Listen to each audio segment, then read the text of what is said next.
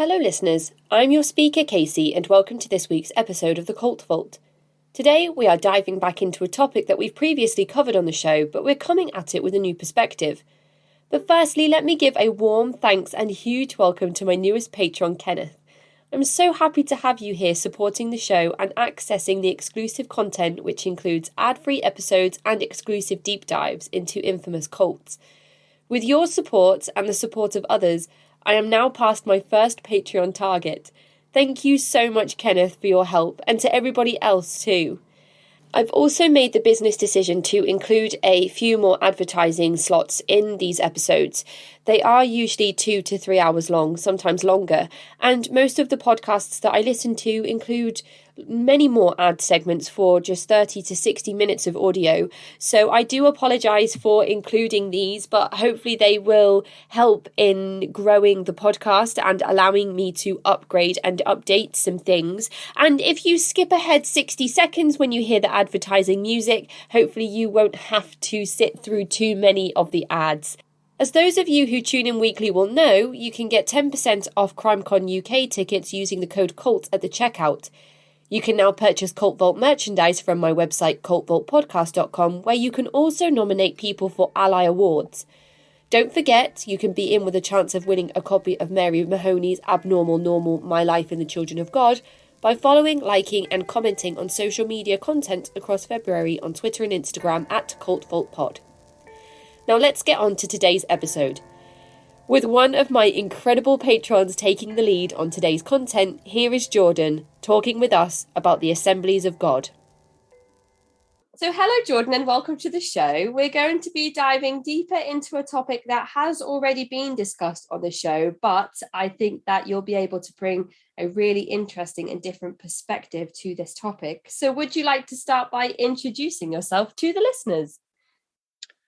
Hey everyone.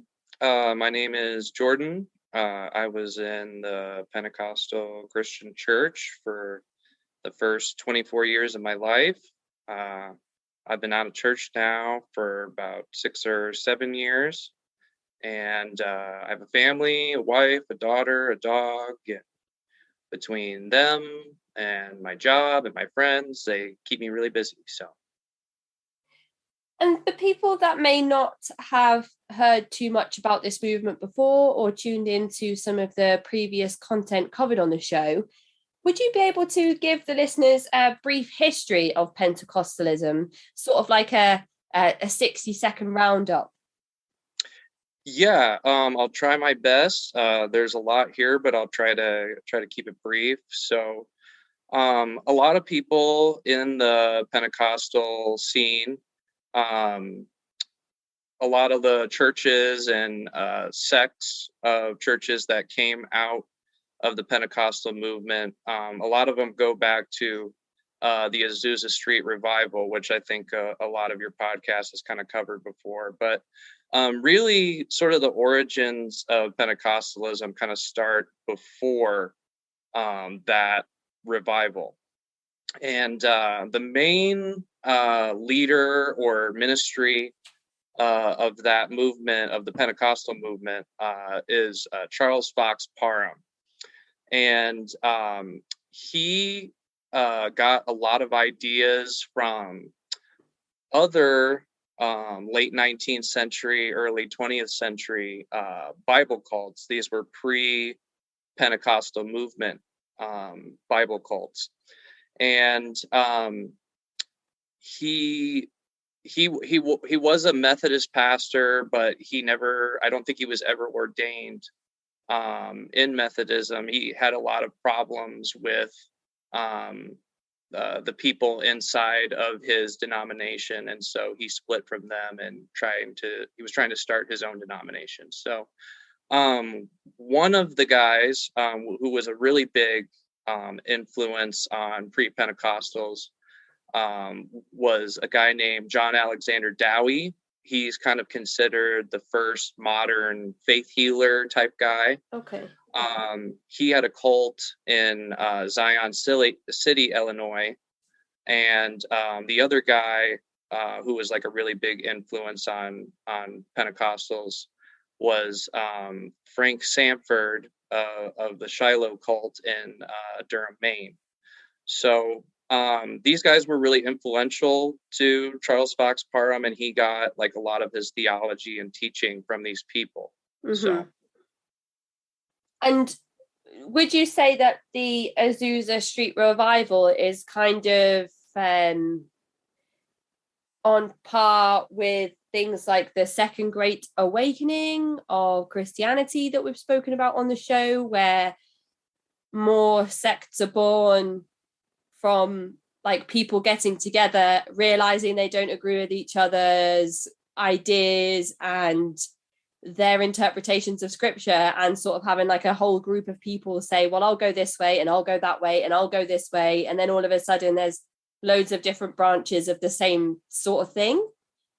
That's exactly the idea. In fact, a lot of the Pentecostal movement was influenced from a lot of the same elements as the Second Great Awakening.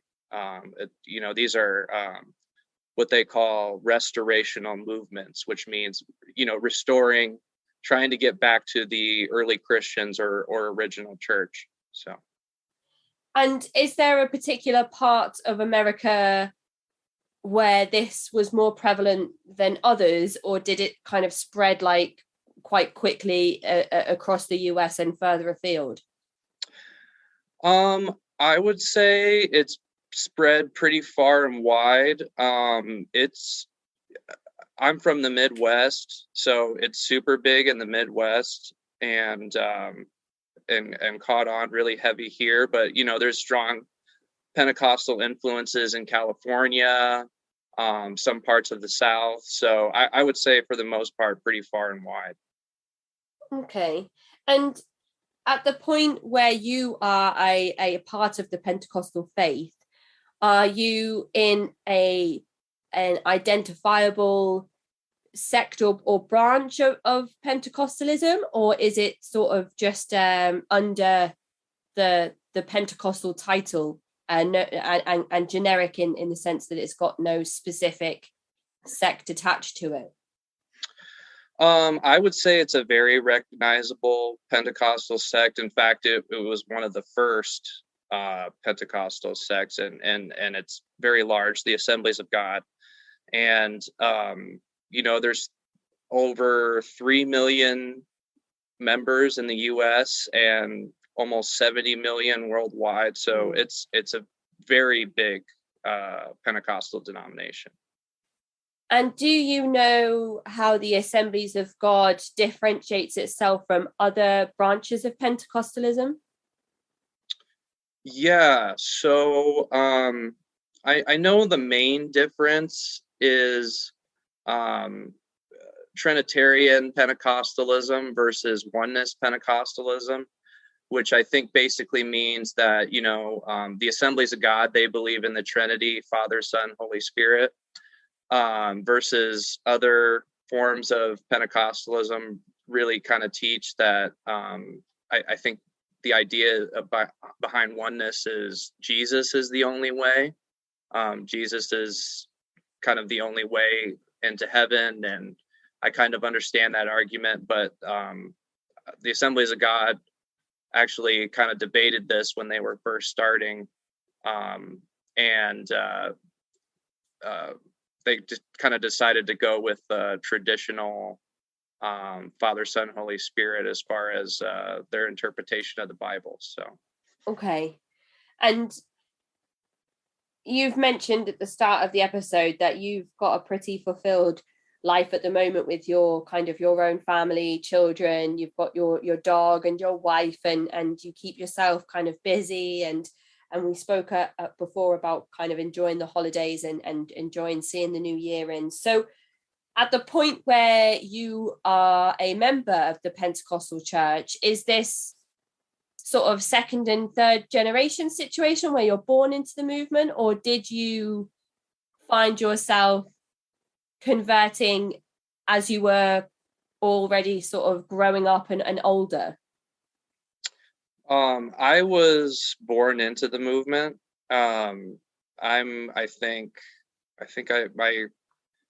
My great grandma joined the Pentecostal church as an adult, So I guess that would make me third or fourth generation. Wow. Yeah. Yeah. Oh my So goodness. So my pretty established lineage and participation within the church by this time. yeah. As far as I know, at least goes back to the 1940s. So a long time. And at the point where you're growing up in the church, what are the basic principles and practices for a member of the Assemblies of God? Yeah, so the Assemblies of God is kind of a end times missionary movement. Their like ultimate goal or agenda is to evangelize the entire world with the gospel of Jesus before he returns or before the rapture happens. The Assemblies of God believes in the rapture. There's kind of this whole idea in the Assemblies of God that in the last days, there's going to be kind of like this big outpouring of the Holy Spirit, which will enable people to evangelize and reach people before Jesus comes back, and kind of enable people supernaturally to win people to Christ. So the word Pentecostal, as far as like where the Pentecostal thing comes from the day of Pentecost in Acts chapter 2, where the Holy Spirit came down on the 12 apostles after Jesus went up into heaven, and they were speaking in other tongues and were filled with the gifts of the Holy Spirit.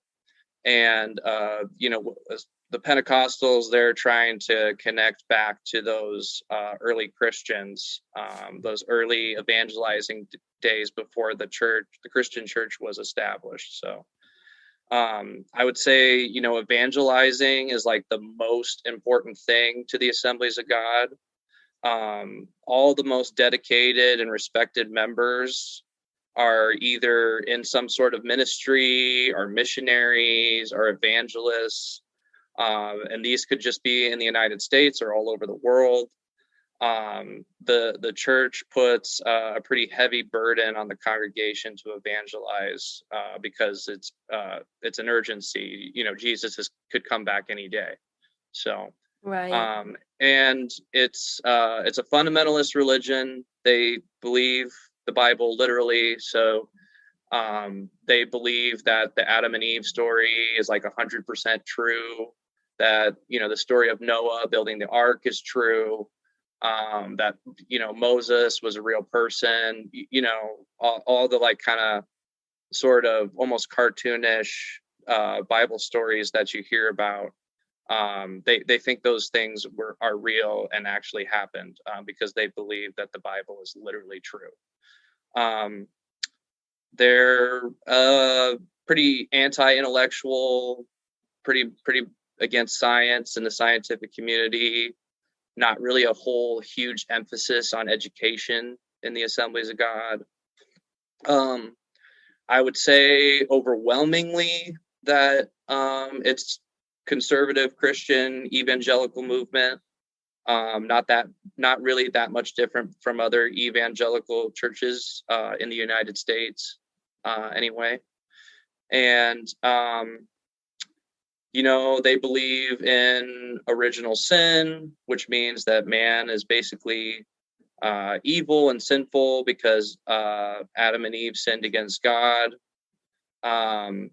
They believe this is kind of something that makes Pentecostals more unique to other types of evangelicals or Christians. They believe a lot like in miracles, magical thinking is like heavily encouraged, divine healing, angels and demons, visions, prophecy, overall kind of sort of fantastical claims. And that's kind of something that really kind of sort of sets them apart from other types of evangelicals that don't believe in those things. So, right, okay, so you've given us a really clear and concise overview of the history of Pentecostalism and the sort of branching off of the Assemblies of God. the prevalence of that particular sect amongst Pentecostal believers, and now sort of the core principles and practices of the Assemblies of God at the point where you were a practicing member of the faith. So I feel like in a very short amount of time, we've been able to gather a very clear picture of the topic that we're going to be discussing today, which is great. And you're much more concise than I ever could be when I'm trying to explore thoughts and get information across. So thank you for that. And you mentioned being sort of third or fourth generation within the church. So can you tell us about your parents? Did they meet in their congregation? Did they meet as both practicing members of the Assemblies of God, or was it one parent was brought in and converted once your parents met outside of the church? Yeah, so my dad grew up in the Assemblies of God, went to an Assemblies of God church as a kid. And my dad kind of knew from a young age that he wanted to evangelize and be a pastor, and kind of made moves towards that from a really young age. So, my dad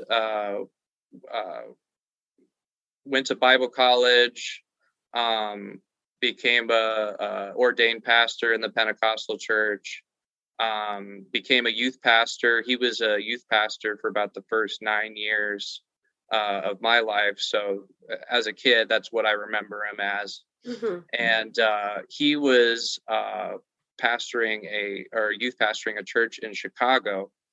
And my grandma on my mom's side, so my mom's mom, got converted there at that church in Chicago. And they converted my mom. My mom was about 19 or 20 years old. And my mom met my dad in the youth group. She kind of became a youth leader and a part of the youth group there. Okay, so they met through their mutual work in the church around involvement with the youth of the church and educating the younger people on church practices and doctrine. Yep. And so they went on to have you. Is it just yourself, or do you have brothers and sisters? I do. I have two younger brothers. We're all about 3 to 4 years apart. So I'm the oldest. Okay. So a male-dominated household. Yes. And rowdy household. Yeah, I can imagine. I mean, if all boys are anything like my son, it's just a very busy household, lots of noise, kind of non-stop.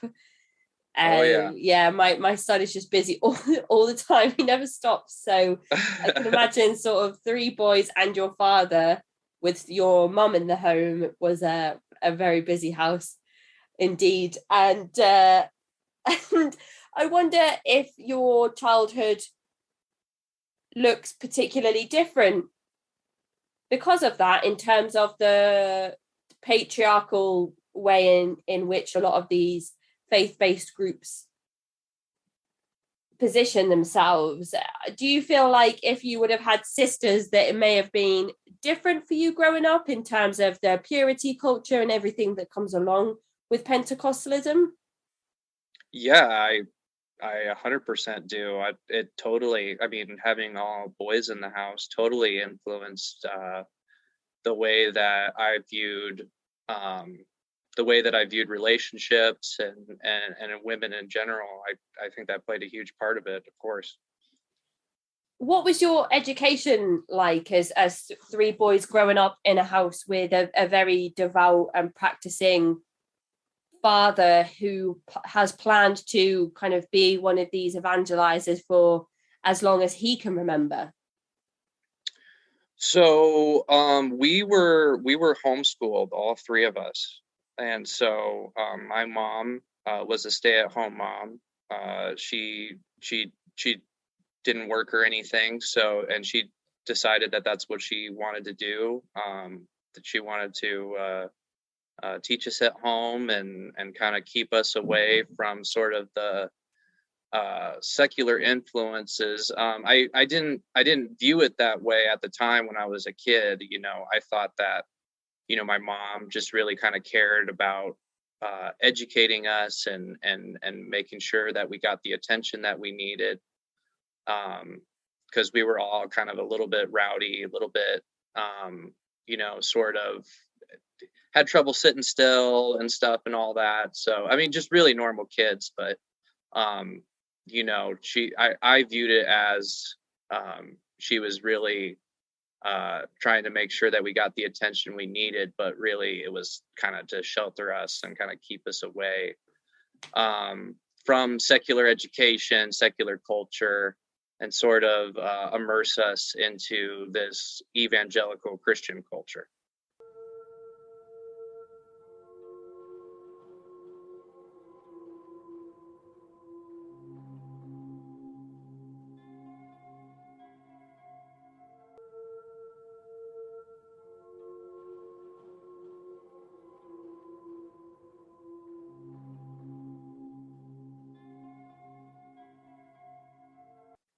Do you feel like your childhood overall was different to perhaps typical childhoods of other children around you because of the engagement, the heavy engagement with the church, like sort of activities outside of church, outside of education and learning?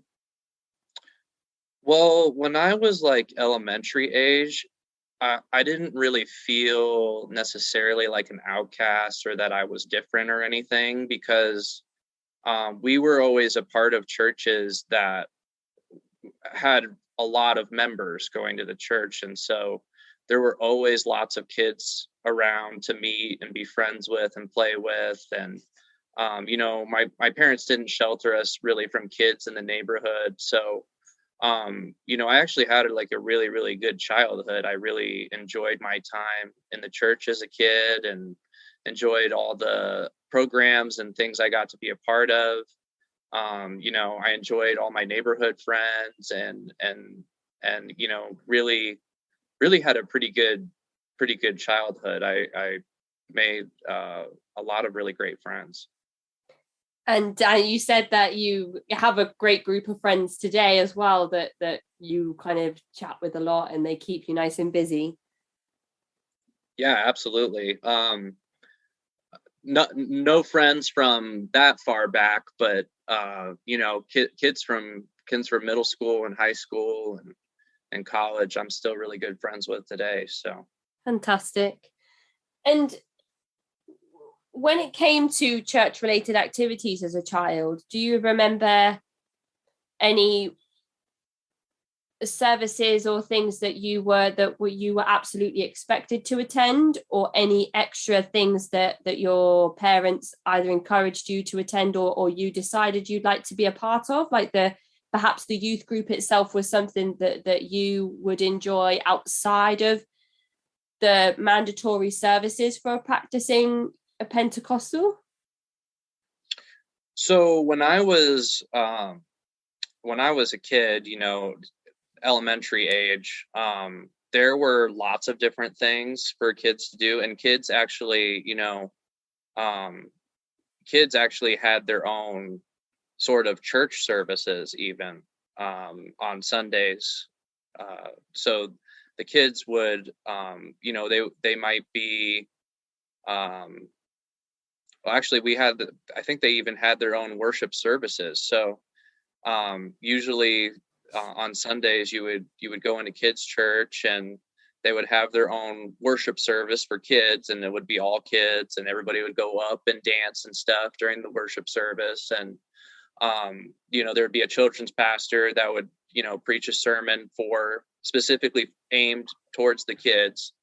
Growing up, a part of that was really cool. It sounds like you had a pretty fulfilled childhood. Your parents, even though they were extremely dedicated to the church and church related activities, you were able to still remain fulfilled in terms of learning your own personal likes and dislikes and being involved in other church-related activities and activities outside the church as well, which is sometimes not often something that some of the young people that come to chat on the show have had a chance to experience if their parents have been particularly devout in their faith. So that's really encouraging to hear, and I hope that that's the same for other people that have been a part of this same congregation. Yeah, I mean, I think it's not always the case for everybody, but I was, very lucky that the church that we were at and the people that were around, were for the most part really good people, and the activities that were going on for kids were really good and really healthy, and as far as childhood goes, in those elementary school years, I can't complain. I really had a pretty great time. That's so fantastic. And I mean, we mentioned earlier some of the more patriarchal, or maybe with some of the stuff we've discussed on the show, I'd say more misogynistic side of things. And I'm not sure if you would have noticed any of this growing up, in the Assemblies of God culture, but do you recall any sort of restrictions for women more so than men in the congregations? Like sometimes we hear of men sitting on one side and women on the other, or women being required to wear certain headdresses and dress in a certain way. Yeah, so as a kid, I don't know if boys and girls just kind of naturally do this, but there was definitely, like, as a kid, the girls would kind of sit with the girls and the boys would kind of sit with the boys. That wasn't necessarily expected, but it is kind of sort of insinuated in a way, or there's kind of sort of this attitude of like, you need to be with the boys and the girls need to be with the girls, and there shouldn't be too much interaction between the boys and the girls and stuff. And there is kind of this idea, even from a young age, of like, we kind of have to keep them separated, as far as like groups and stuff and programs, like Wednesday nights is a big thing in the Assemblies of God Church. That's like when youth group is going on, and like during youth group, there's also kids programs going on. And so the kids programs, the boys and girls are completely separate. The girls, I think you've heard about missionettes. Yes, I have. Yeah. So the girls have missionettes, or something equivalent to that, and then the boys had like Royal Rangers or something equivalent to that, where it's like basically like Christian Boy Scouts. Okay. So yeah, I mean, yeah, from a young age, there's like very much this attitude or idea of like, we kind of have to keep them separate because we have to teach them things separately. There's things that boys need to know, and there's things that girls need to know, which is very patriarchal.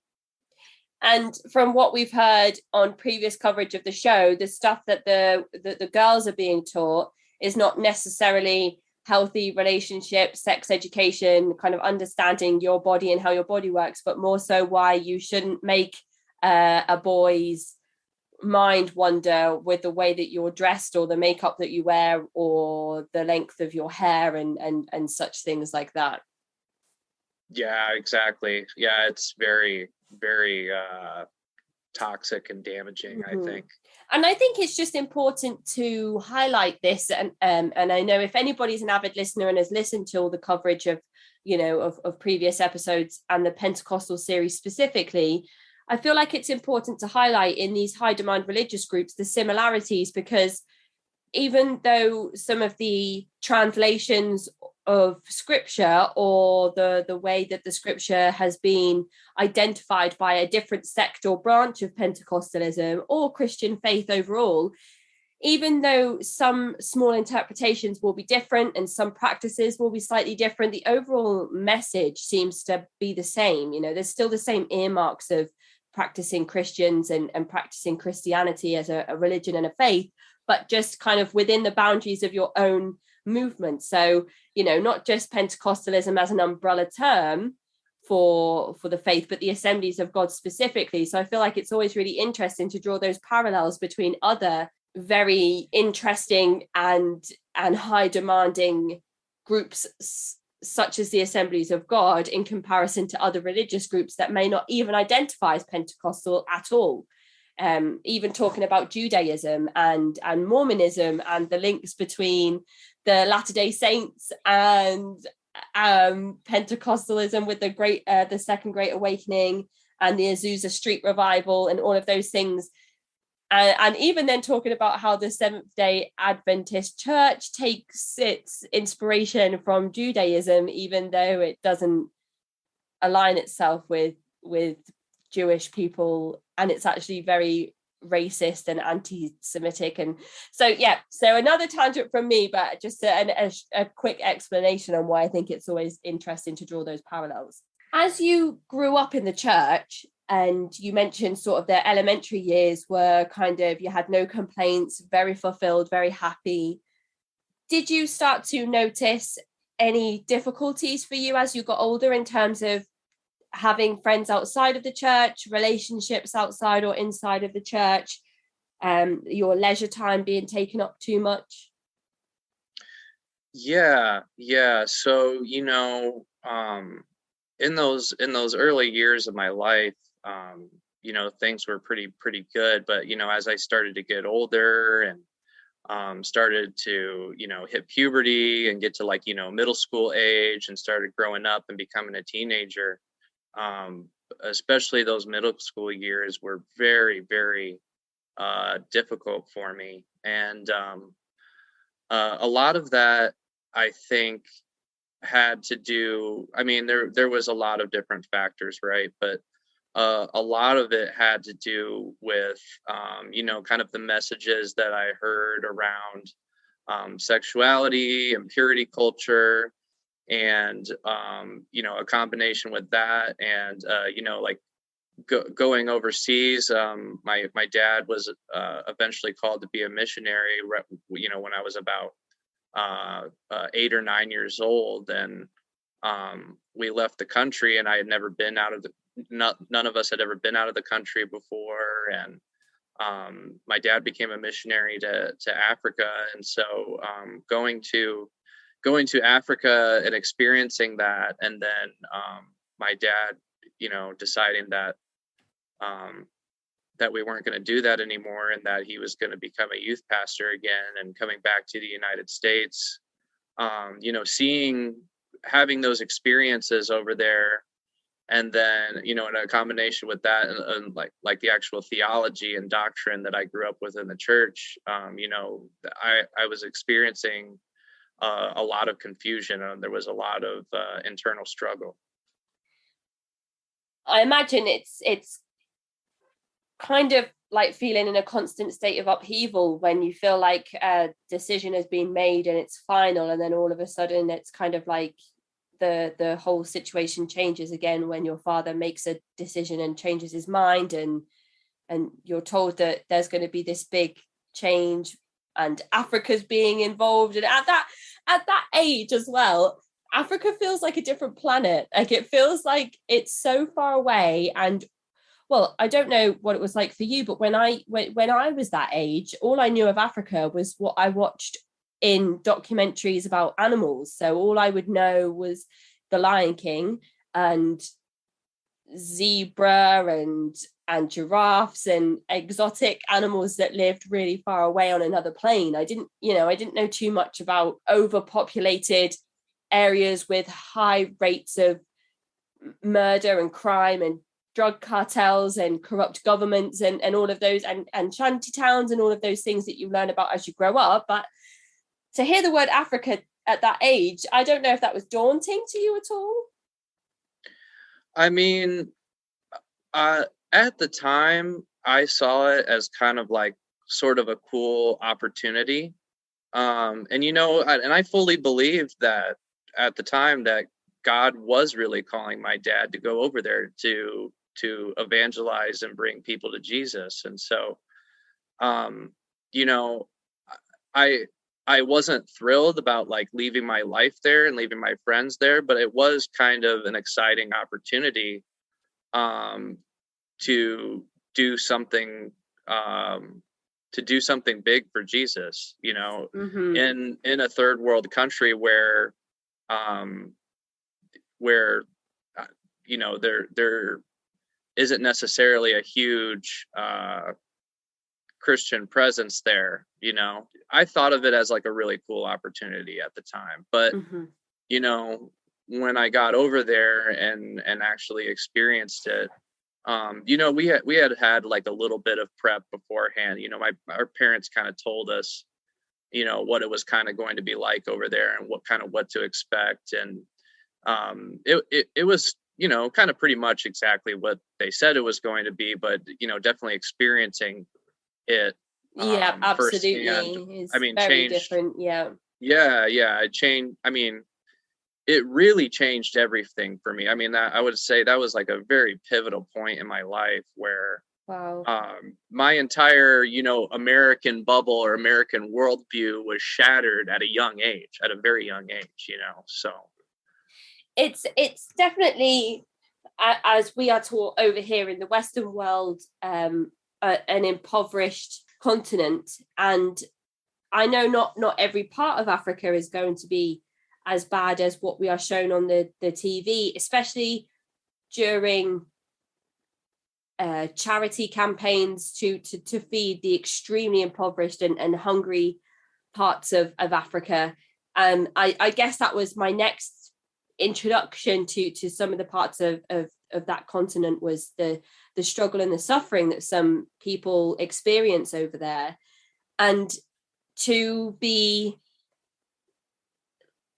told that you would be part of improving the lives of those people and to build a community over there of people who were in need of some of the more basic, most basic human things that we need, like clean water and sanitary products for the women, and to be told that you'd be part of something bigger than yourself is a lot of the reasons why people join groups and movements that turn out to have coercion and exploitation in the first place. The promise of being part of something bigger than yourself, of being part of a community and part of intrinsic change in the world, where you leave some sort of stamp on the planet before inevitable death. Yeah, absolutely. We've got some more questions about life in Africa and that big sort of change in your life a bit later on, but I wondered if you could talk us through the stages leading up to that decision. Was there a communication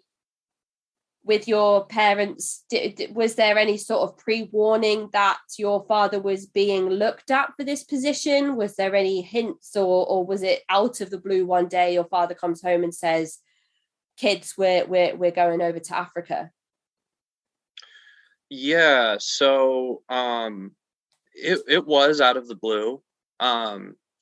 Every year the Assemblies of God does like they do like a I can't remember what they call it, but it's basically like an offering commitment. So like they have like a whole service where they talk about giving to missions and stuff, and giving to missionaries to go and preach the gospel to other people. And the Assemblies of God churches support missionaries overseas, so they actually give the money to the organization, and the organization gives the money to missionaries, so that way they can actually live overseas and evangelize and do the things that they need to do to reach people for Jesus. So my dad was in a service praying about what he should commit for that year for missions, and he felt like God told him that he didn't want his money anymore, that he wanted him to go and be a missionary. And so this happened when I was maybe about 8 or 9 years old. And so he told my mom. My mom was obviously shocked, but she was on board, and we just kind of went with the flow. And us kids, we really didn't have a say in anything. And we were used to that by then, like we just kind of went along with the program anyway, and nothing bad had happened to us. So we were happy to do it. And at the point where your father decides that missionary work overseas is his calling, do you feel like that his path was always kind of leading him in that direction? Because we talked earlier about him realizing as far back as he could remember that evangelizing was something that he felt really passionately about, that he felt inspired to do. Yeah, I definitely think so. And they, the church that we were at had a revival going on during that time on its own. And so, he was already in that mindset of evangelizing. They had already been doing outreaching and evangelizing, and growing the youth group and stuff where we were at for a while, all throughout the 90s. So yeah, I definitely think that this was kind of his next kind of career move, if you will. And you mentioned before that they kind of, your parents prepped you and your two younger brothers for what life would be like over in Africa, and that it turned out to be kind of exactly what they said, but understanding what to expect and then experiencing those two things are very different. And I feel like that could be true for many things in life.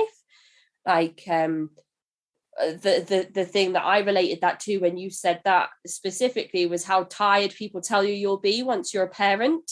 And you're like, oh yeah, I know it's going to be tiring.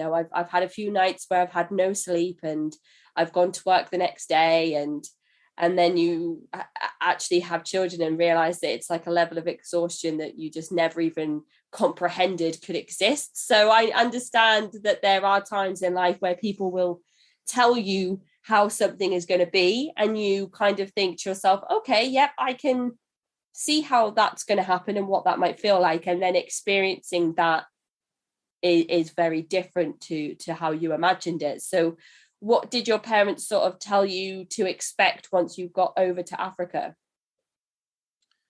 Well, they kind of told us that, we were going to be moving to a third world country, and that, they don't have the same types of, like amenities and things? Amenities or the things that we're comfortable with here in the United States. They're not going to have some of those things. And as far as like, we had to get 1 million vaccinations and stuff before we went over there and stuff too, so that was another thing that was told to us, is like, we're not going to have the same type of medicine or medical help that we have here, and that, there's always a possibility of malaria, other kinds of diseases and illnesses. And, they told us that, there were going to be people there that, that were desperate and looking for, basic human needs like food and clean water and things like that. That there might, and also this particular area of Africa was also like not really that far removed from like tribal culture, right? And so there's also a whole element of that as well, kind of, and in my experience, the tribal culture was still very prevalent and like very much a big deal there.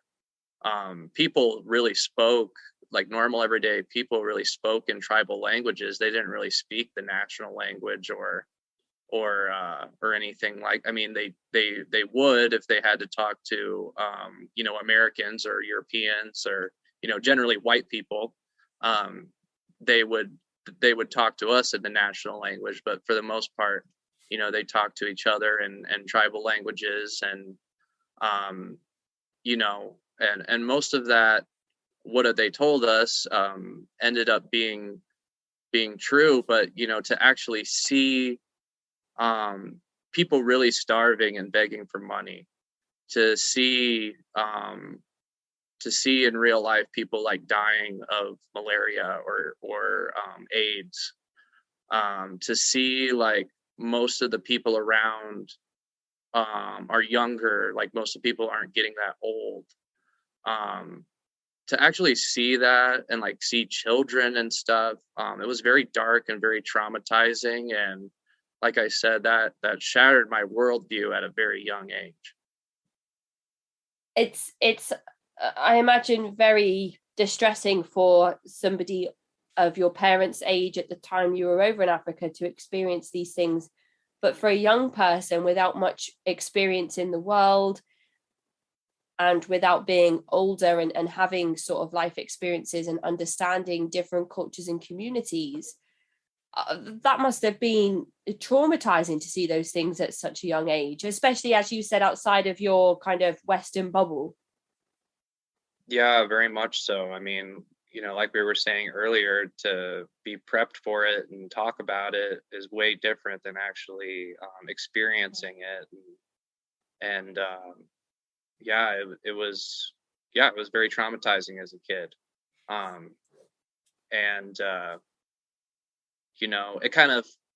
think it kind of further kind of gave our whole family sort of that confirmation bias too, of that, like, okay, there's definitely needs here, so these people need us, like, yeah, we're doing the right thing, like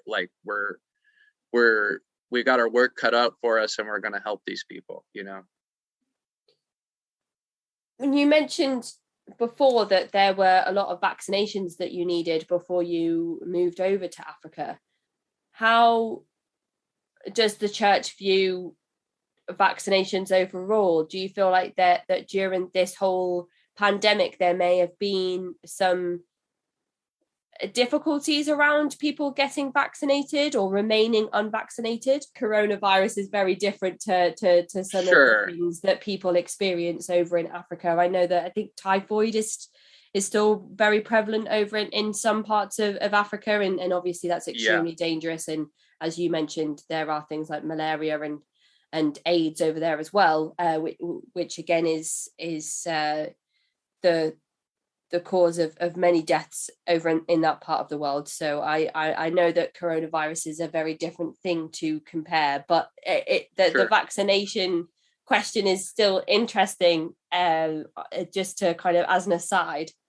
Yeah. Well, I mean, I don't know how far like the anti-vax agenda or movement goes back. I'm sure it goes back farther than I know, but at the time, these things weren't really that controversial. This was like the early 2000s, and so my parents wanted us to be safe. They had no problem getting us vaccinated. Now, would my parents say that today? Probably not. They kind of buy into that whole anti-vax agenda. And my dad has even told me that he sort of even regrets having us take all those vaccinations before we went over. Because, I mean, it was like we've had to get maybe 7 or 8 jabs before we went over there. Wow. So, and I don't exactly know what those were all for. I'm sure some of them were kind of some of the illnesses that you talked about, but even with all the vaccinations and stuff, there was still always a possibility for getting malaria and getting really, really sick. There really isn't a cure for malaria. So people over there, those people would kill for the type of medication and healthcare, even though, our healthcare isn't like fantastic. They would kill for any type of healthcare like that over there. And so now when your parents are preparing to take you as a family over to Africa, you are having all of the needed vaccinations to go over there. But if it was today, remaining in America, looking at having a vaccination against coronavirus, that your parents' stance might be slightly different. Yes.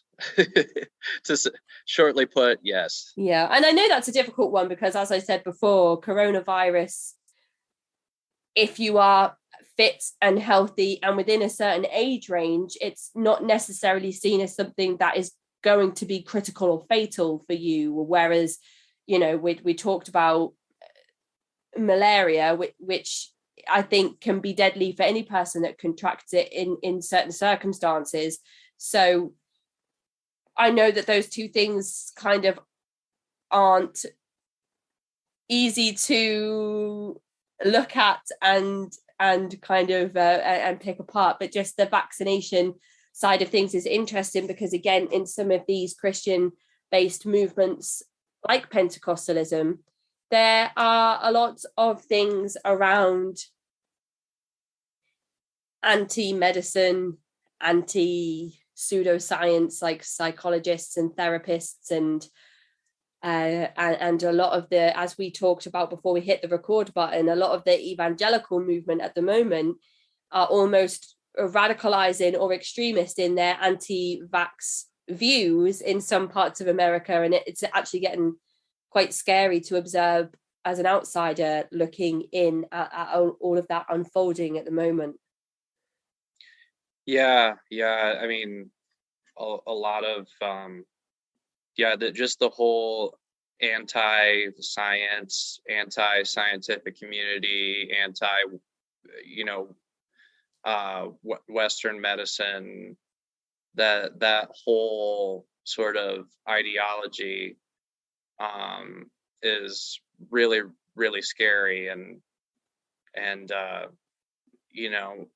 my back in the day, my parents had no problem vaccinating us, and to see them go from that point to now where it's like they're kind of they really wouldn't do any sort of vaccination, especially not for COVID. That's how far we've come since then. And what part of Africa was it specifically that you visited? So we were missionaries to Togo, West Africa. You know how Africa kind of, there's like a sort of like a bubble that kind of comes out on the western end.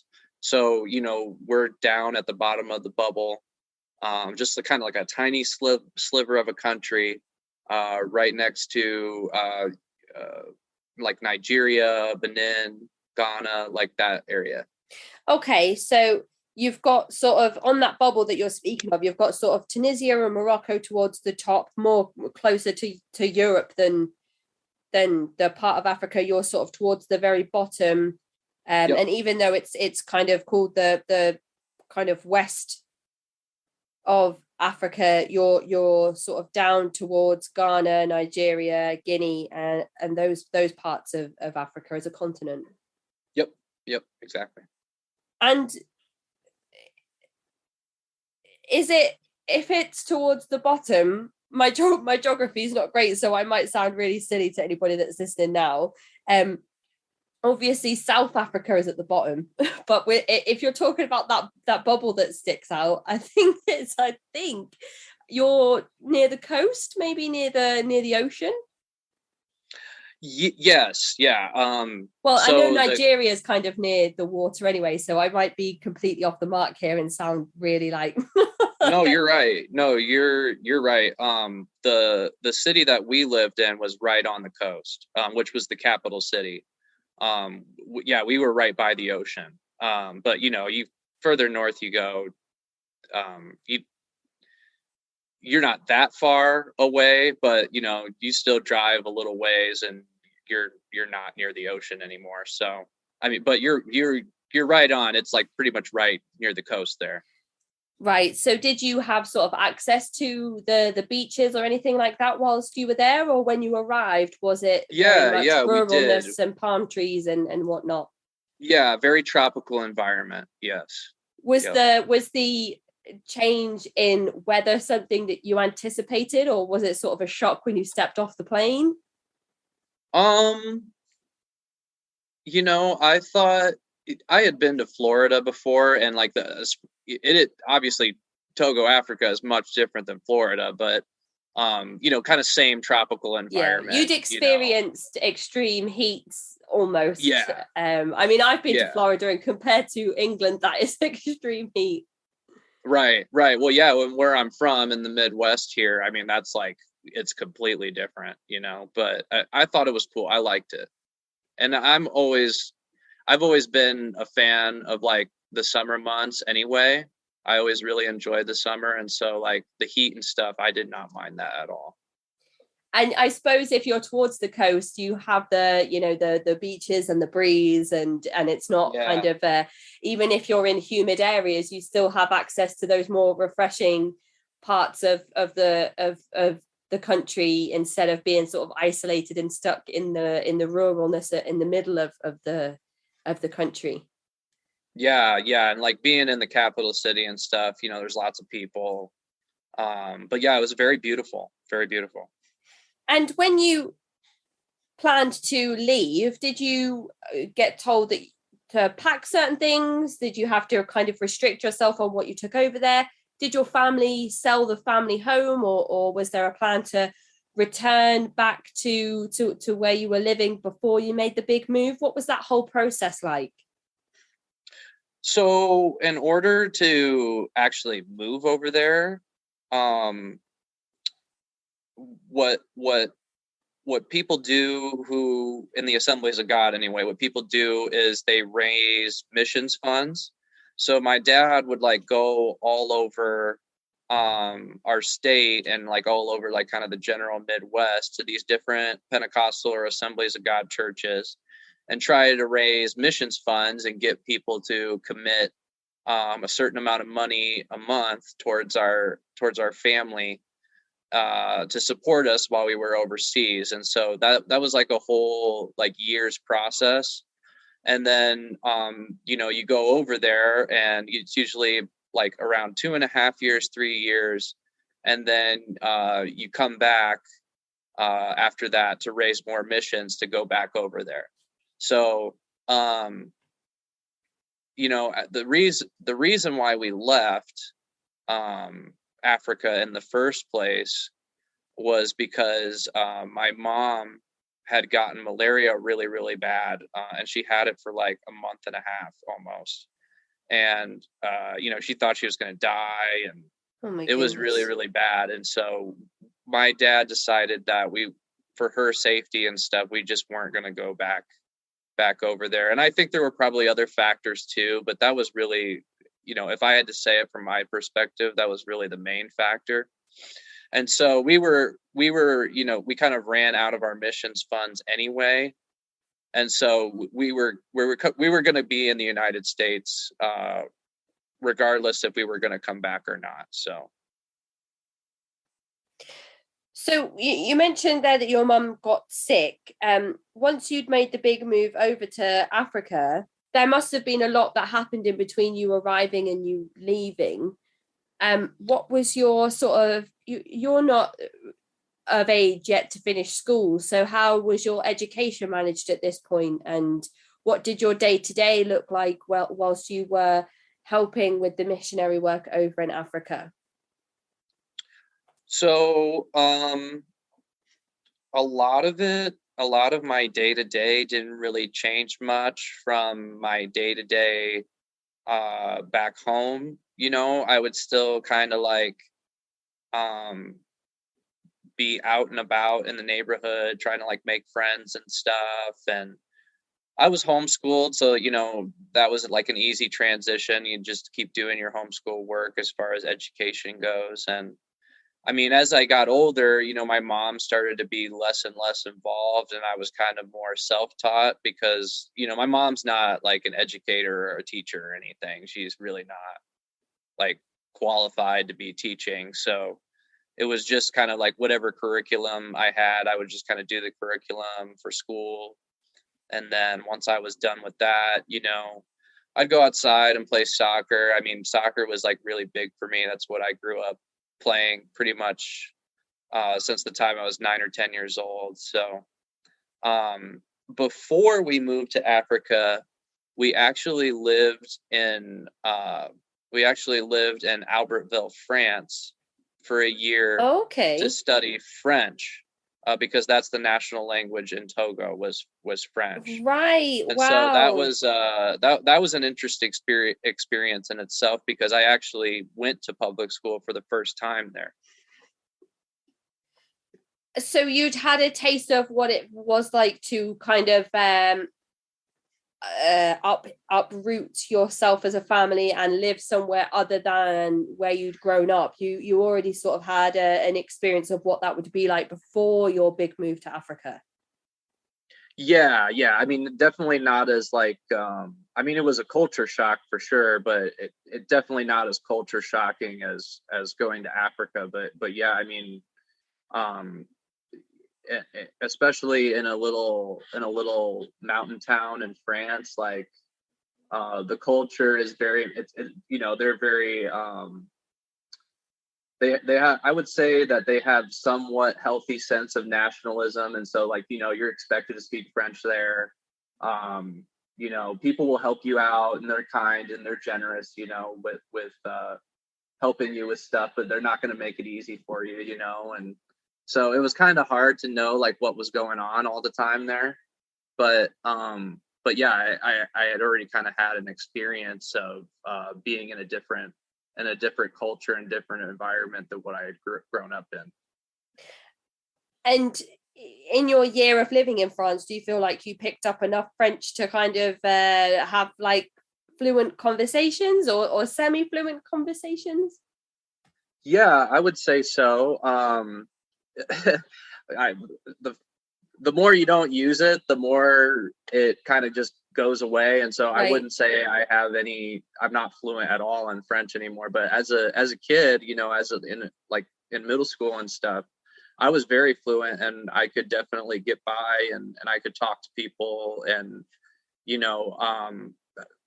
I think if I had stayed there one more year, I probably would have been no different than any other French kid there. I probably would have been able to speak just as good as anybody else. But they say, I don't know if there's any data behind this, but they say that kids pick up languages quickly and a lot quicker than adults do. So it's interesting because French is sort of one of the languages that is taught in schools over here in England, French and Spanish, and sometimes German, but not so much in my experience.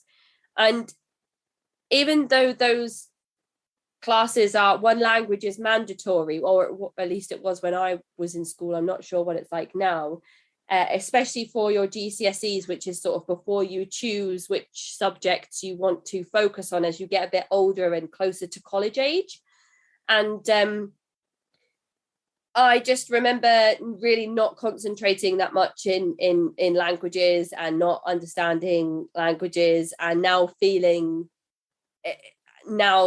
sort of closer to 30 than not, that I just feel so ignorant, and people say, oh, just you can pick up a language anytime, but it's so difficult to commit yourself when your brain doesn't work as sponge-like as it did when you were younger, and there's so many other responsibilities and things in life that you prioritize, and picking up a language is not something that I feel like I have time to experience right now. So I feel like maybe America is a bit different in the sense that there are a lot more ethnicities and languages and cultures sort of throughout the entire nation of America. There's lots of different people that you can meet from various parts of the world. Instead of England, I feel like is not as multicultural as America, or in some parts of sort of Liverpool, for example, where I've lived for the last decade.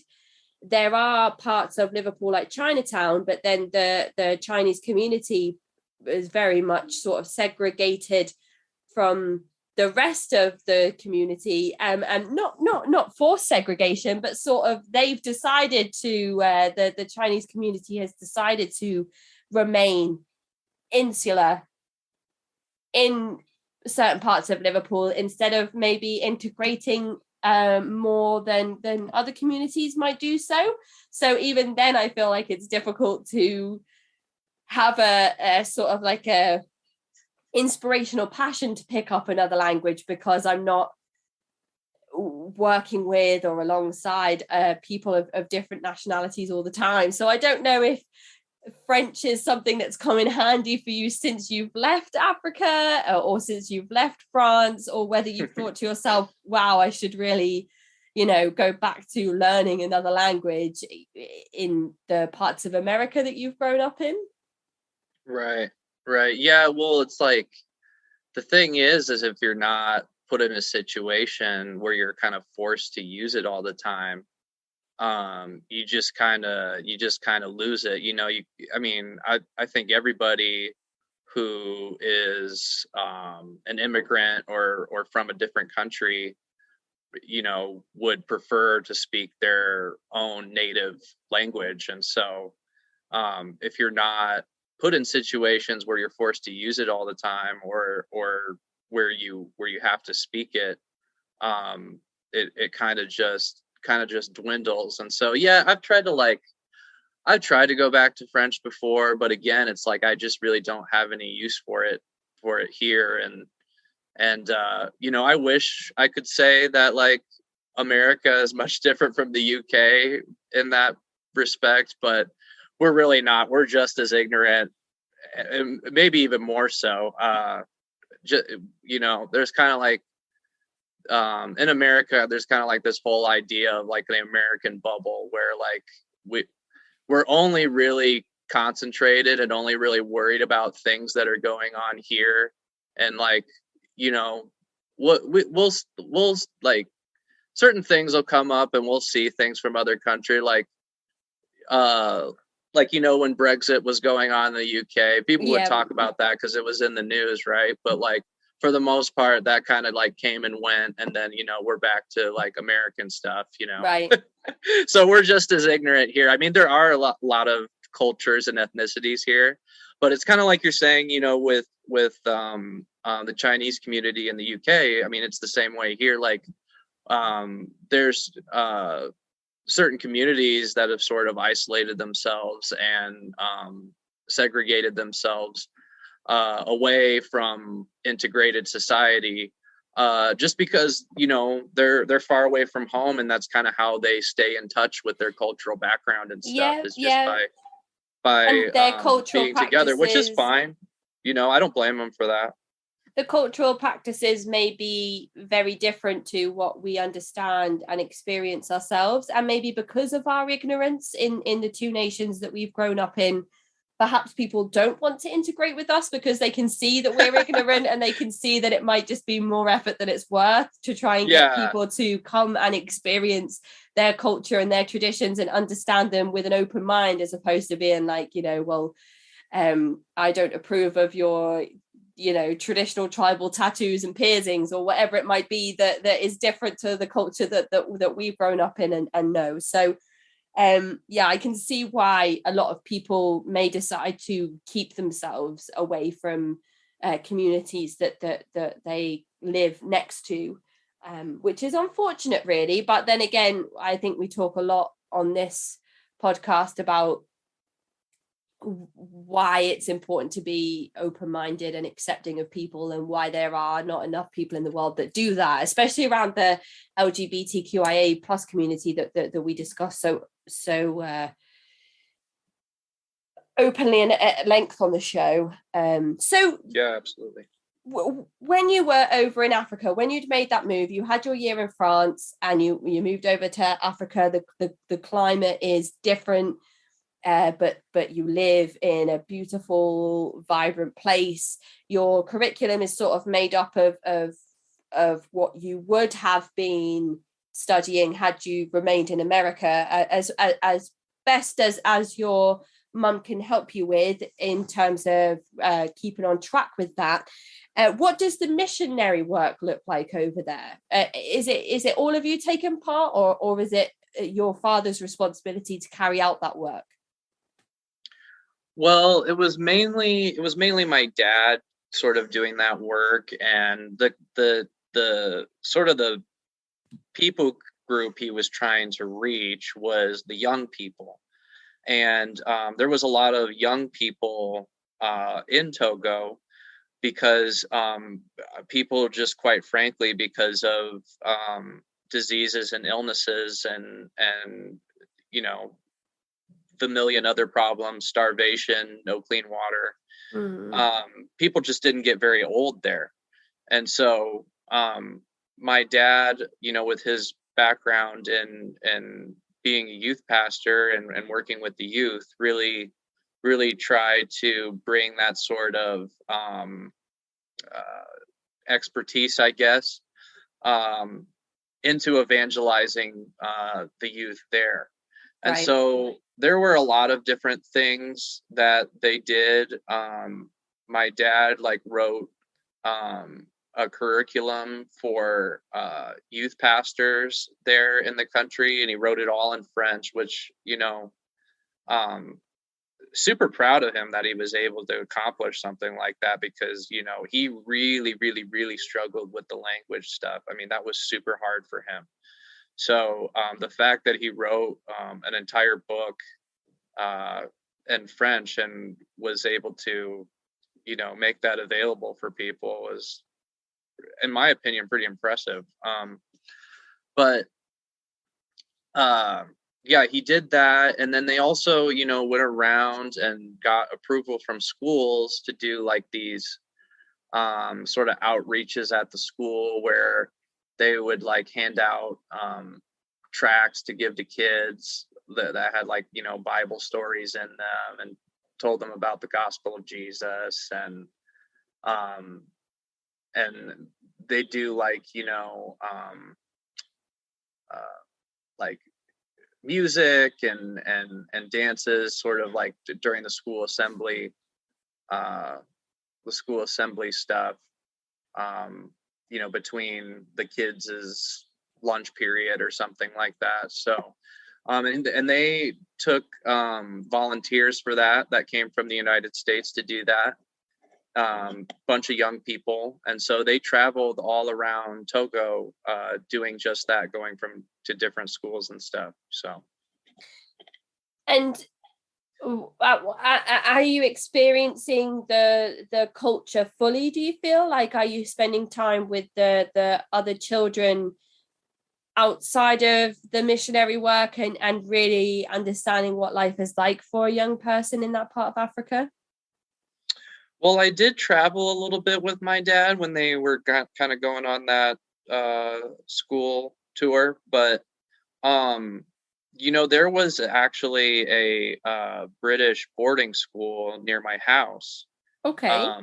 When I lived over there. So a lot of the African culture I was exposed to was mainly through that school, because there were tons of African kids that went there, but these were all kids that were like, their parents were like in government or business, or, you know, these were like senators' kids and stuff. So, right. And they were from all over Africa, not just within Togo, but like all over the continent of Africa.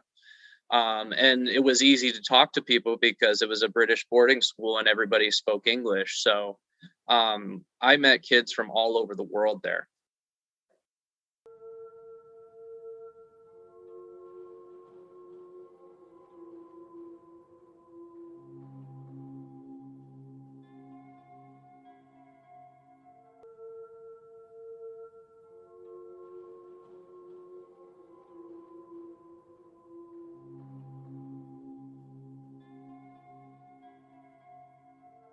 That's quite interesting. I think you're being given the opportunity to speak with so many different young people that have grown up with so many of their own different and individual experiences. I don't know how many children would be given the experience to have those experiences. Yeah, it was very interesting to meet people from all walks of life. Like, there was kind of a little bit of a Lebanese community there. And so I had like a lot of Lebanese friends, and like, you know, at that time period, Americans' attitude towards like Muslims and things like that was like very much filtered through what happened on 9/11 Right. and the Iraq war and things like that. And so, as an American, not really understanding people from other religions and other backgrounds and stuff, like getting to know those people and like getting to see how they practice their religion and stuff was like, again, world shattering. I mean, just totally blew my mind at how kind and how amazing these people were versus like kind of what the American culture told me Wow. what these people were.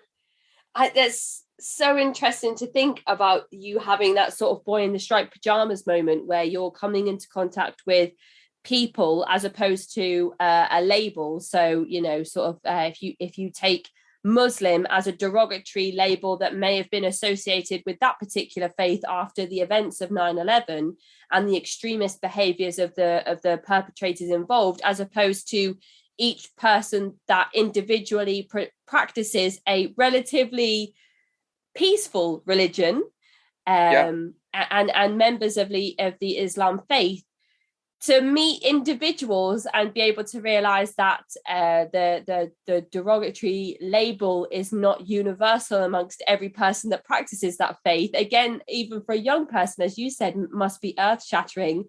But I also wonder if the Christian faith in the same way is used as a tool of fear in Muslim communities, like it is used over in some parts of England and America. And if those people are meeting you and having those same revelations at the same time. Yeah, I mean, I'm not sure from their perspective what they thought of like my sort of Pentecostal evangelical Christian culture. They might not even have a framework for it, but maybe even just Americans in general. Yeah.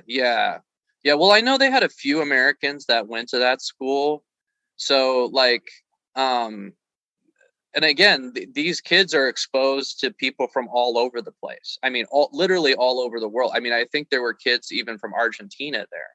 So like, these kids are exposed to like every type of culture and every type of religion, and what was cool about it was like they were all friends. They were like there wasn't any like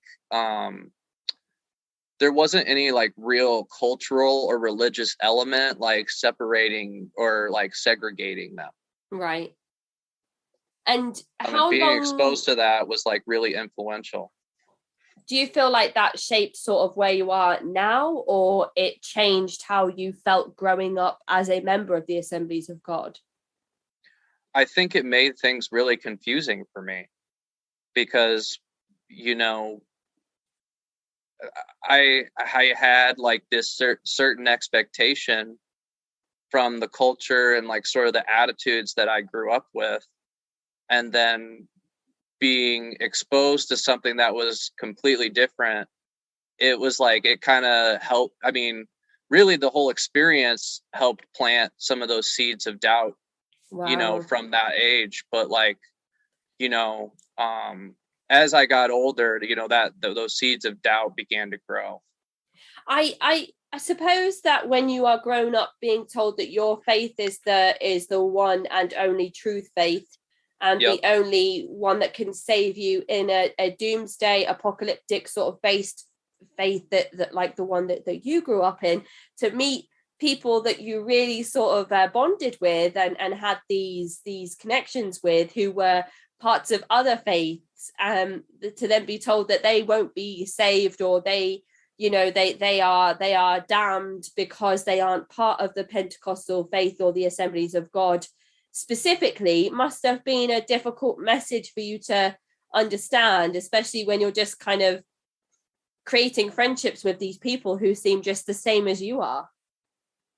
Well, right, exactly. And it was like, all these cool people and all these nice kids that I'm friends with, all these people are going to hell. And then like all these kids who will, maybe never have an opportunity to really like provide for themselves or have a career or have even just clean water or food, like these people are going to hell. That just like, I still accepted it, but that just didn't sit right with me. And did you ever think to yourself that sort of age-old argument of atheists and members of other faiths who say, why would there be starving children in the world if God truly existed? Well, I was never exposed to those arguments. Again, really sheltered, that wasn't something I was exposed to in my schoolwork or anything like that. And did you ever express your concerns about the friends that you'd made and the people that you'd bonded with about what would happen to them if they didn't convert to the Assemblies of God? Sort of with your parents or your siblings? I just don't know if at the time I was mature enough to like ask those types of questions. Like I probably thought about it in my own mind, but then, like cognitive dissonance just kicked in and I was just kind of like, okay, whatever, just think about it and move on, type of thing. Well, not only think about it, but the idea is there, and it's kind of, even if it lives dormant for a little while, it's planted and it's stayed, as you've mentioned. So that's not something insignificant to write off, because we might not be having this conversation today if that thought didn't take root somewhere at some point. So that's still important to highlight, I think, for maybe other people who are listening who have had similar experiences where they've had thoughts and feelings that they may not have understood at the time or may not have explored at length. Right, exactly. That has still remained sort of there in the background, maybe pressing forward a little bit occasionally, but then being pushed away again until the time is right for you to go forward and explore those thoughts. But you mentioned that your mum actually did contract malaria and fall incredibly ill during your time in Togo. How did that happen? Was it a gradual illness? What does malaria look like when it strikes? So malaria is transferred through the blood, and there are tons of mosquitoes. Tons and tons and tons of mosquitoes over in Africa.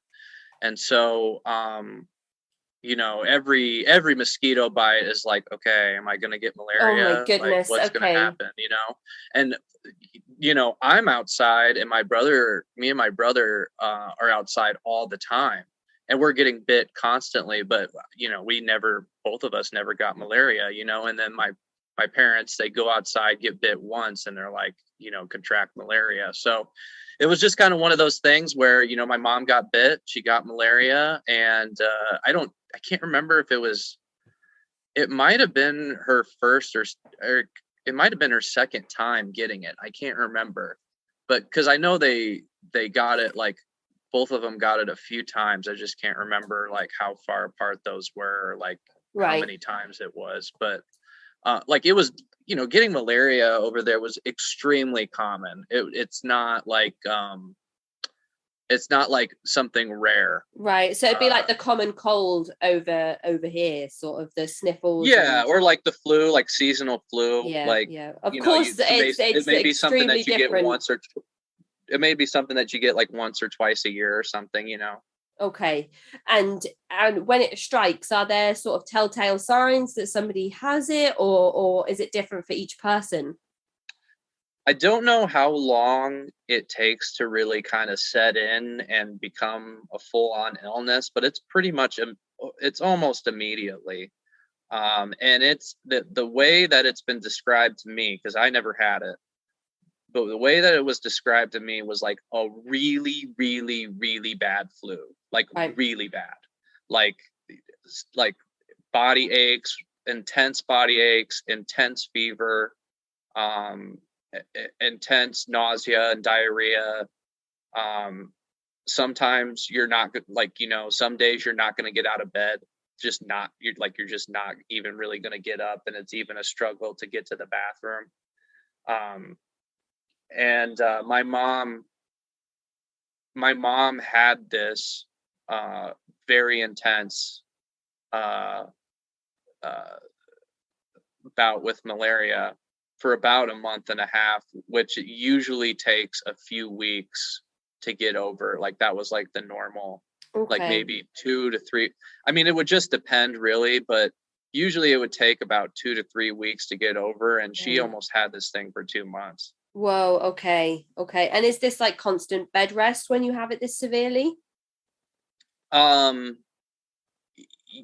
Yeah. I mean, after a few days you get bored and you think you're going to try to shake it off and you try to get up, and then it's like, nope, right. You just go right back to bed. Or so do you remember your mom sort of really struggling at this time? Very much so. She was very much struggling. And I mean, it was severe enough that we really didn't know if she was going to be able to stay there. We thought that we maybe had to get her, go back to the United States and maybe get her medical attention because it was really bad. So you're there for how long have you been in Africa at this point before this strikes? So we had been in Africa at that point for about 2.5 years. 2.5 years is a pretty significant time for somebody your age. So you've uprooted your life from America. You've made you've made substantial roots over in Africa. Your mum gets so severely sick that you realize that you are going to need some sort of intervention in terms of advanced medical healthcare assistance. So you decide to go back over to America for the foreseeable future, or is this supposed to be just to get your mum the medical care that she needs? Well, we were going to come back anyway, like I said, because my dad was going to need to raise more funds to go back over there. So we were going to go back to the United States anyway. Okay. But she actually ended up getting over her malaria before we went back to the United States. Okay. And that the decision to stay was because my mom was like, I don't know if I can get that sick again. Like, I don't know if I can do that again. Right. It was that intense and that hard for her. Cause I mean, I don't know, exactly what she was feeling like I said, cause I'd never had malaria before. But she legitimately thought that she might die. I mean, it was that intense. So. Wow, that must have been so bad for her if she has said, like, I will, to your father, I'll support you on any journey that your calling has given to you. I will, we'll uproot the family. We'll move over to Africa. I will educate the kids myself and help them with their curriculum, and to go through all of that with your father. And then for her to have this illness, it must have been so severe for her to say, like, I cannot stay here because if I get that sick again, I don't know if I'm going to be able to get through it a second time. Yeah. Wow. Yeah, it was very, I would say that moment was a pivotal moment in her entire life, because after that, she really was never the same. As far as it didn't just change her, like, it didn't just change her, I don't know how to really describe it. It didn't just change her as far as like her health. It changed her personality as well. Right. Like that moment changed. I mean, and she just became, she's a lot different from that moment on than from my childhood. Right. that I remember her, she just got a lot more intense after that. Intense in terms of her devotion to her faith? I would say so, yeah. I guess that sort of event could have many different effects on your spirituality. And if your parents are already quite devout in their faith anyway, I mean, speaking from an outsider's perspective, I might be way off the mark here, but you could maybe all have a an experience where you think, well, I'm obviously not devoted enough, otherwise this wouldn't have happened to me. And this is punishment for me not following the scripture, or not being, not praying enough, or not giving enough time to the church. Or you could have the other effect where you have that seed of doubt that we talked about earlier, where you decide, well, why I've given my whole life, and I've moved my entire family, and we've done everything that we can in the name of the Assemblies of God, so why would I get this sick? Right. So I suppose that there could be those two fighting. I don't know. I obviously, I'm just kind of speculating here on what might happen to different people in that situation. Well, you're kind of right on the money there. I would just put it in terms of the Pentecostal culture, and coming from that angle. These types of like bad illnesses, and really any negative thing that happens in your life where your faith is being tested, these are looked at as attacks from the devil. These are looked at as like what they call attacks from the enemy. And my mom, I think, really felt like her faith was being tested, and that she was being attacked by the devil with this illness. And so, yeah, it's not surprising that she just kind of went further into the faith, and became a little more intense. That's I couldn't articulate an explanation for that, but it makes sense to me that that's what would happen. Right.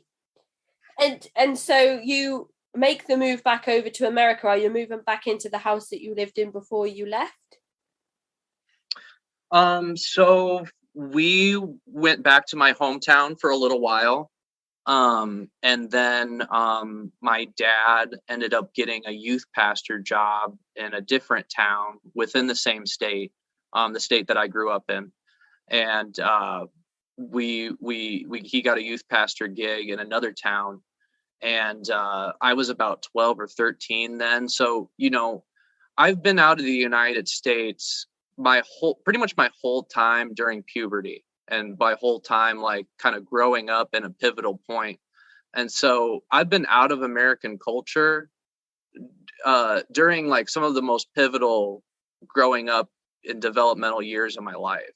And so that really kind of played a huge role in my teenage years. Okay.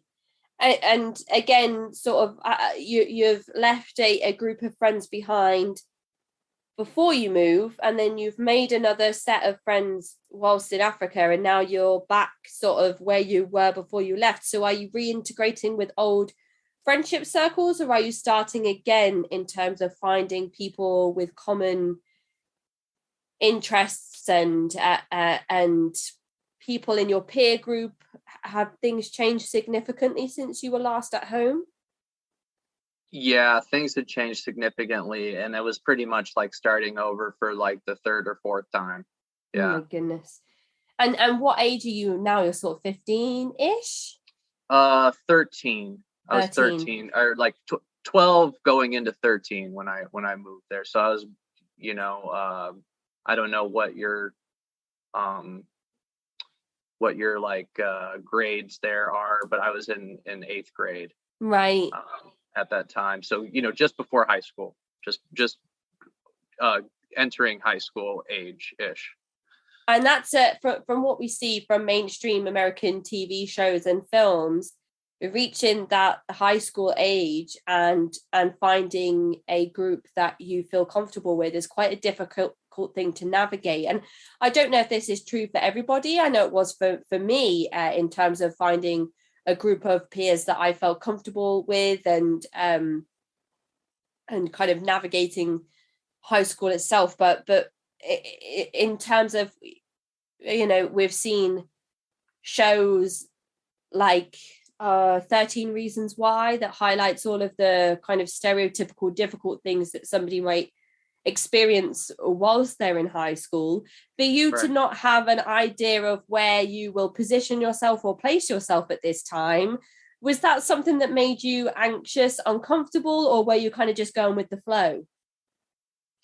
A little bit. I had kind of been accustomed to going with the flow at this point. So I was kind of just going with the flow again. And I'm lucky. I've got the personality type of like, I'm not super extroverted, but I'm friendly, and so I make friends pretty easily for the most part.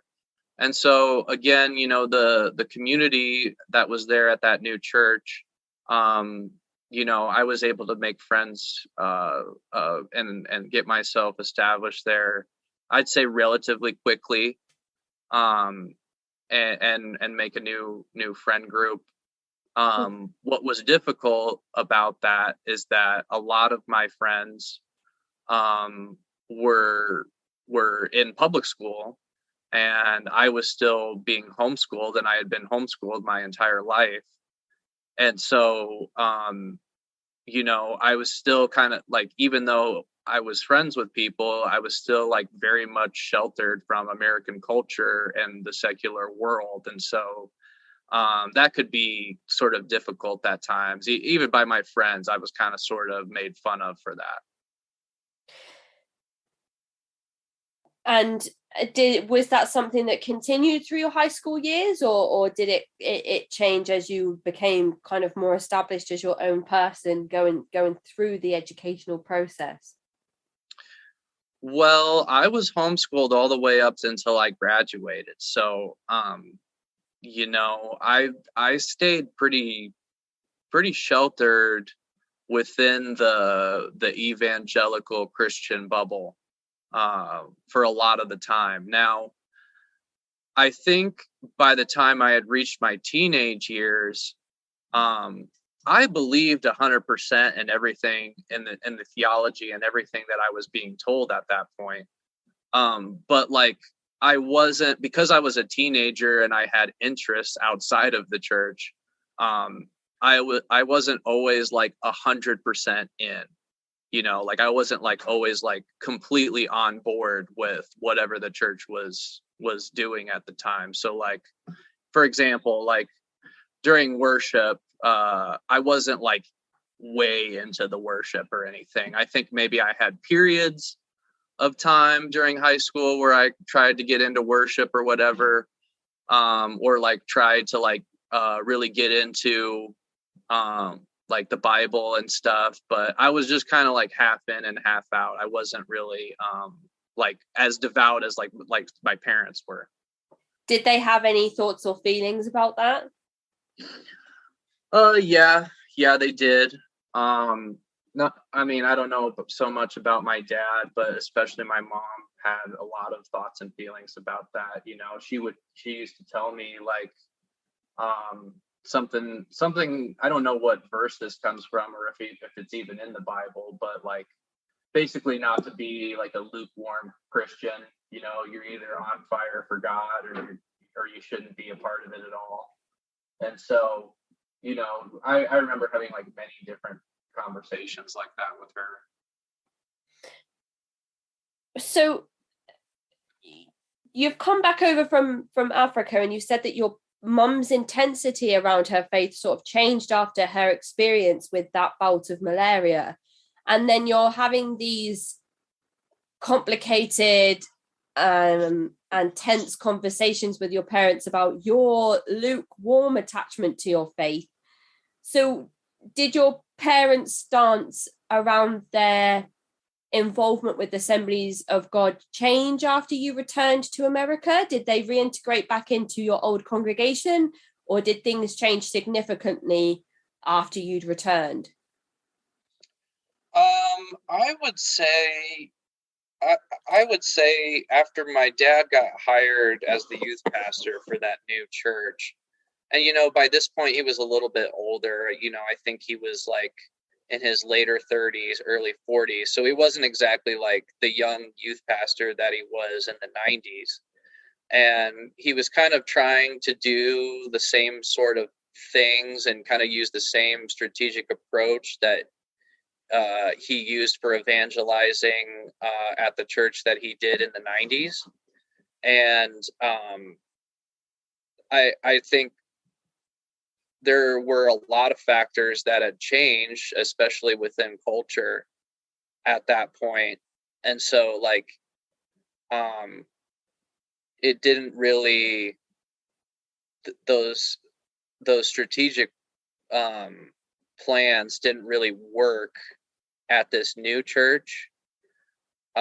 He tried and tried, but he didn't really kind of, I don't think he was necessarily satisfied with the results of that church, but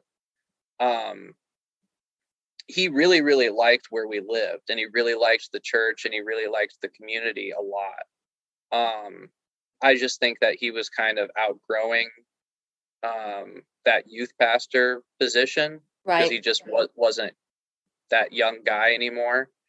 And so like within the youth group, you know, my parents are the youth leaders and I'm attending the youth group there. And so I'm being surveilled and being controlled and watched constantly. I'm being controlled at home. I'm being watched at home because I'm homeschooled.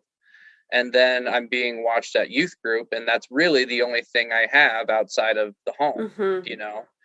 And so that was really difficult because I mean, it was really difficult for me, and it was probably really difficult for them. You know, a lot of factors there. You know, I'm the first son, and you know, so a lot of their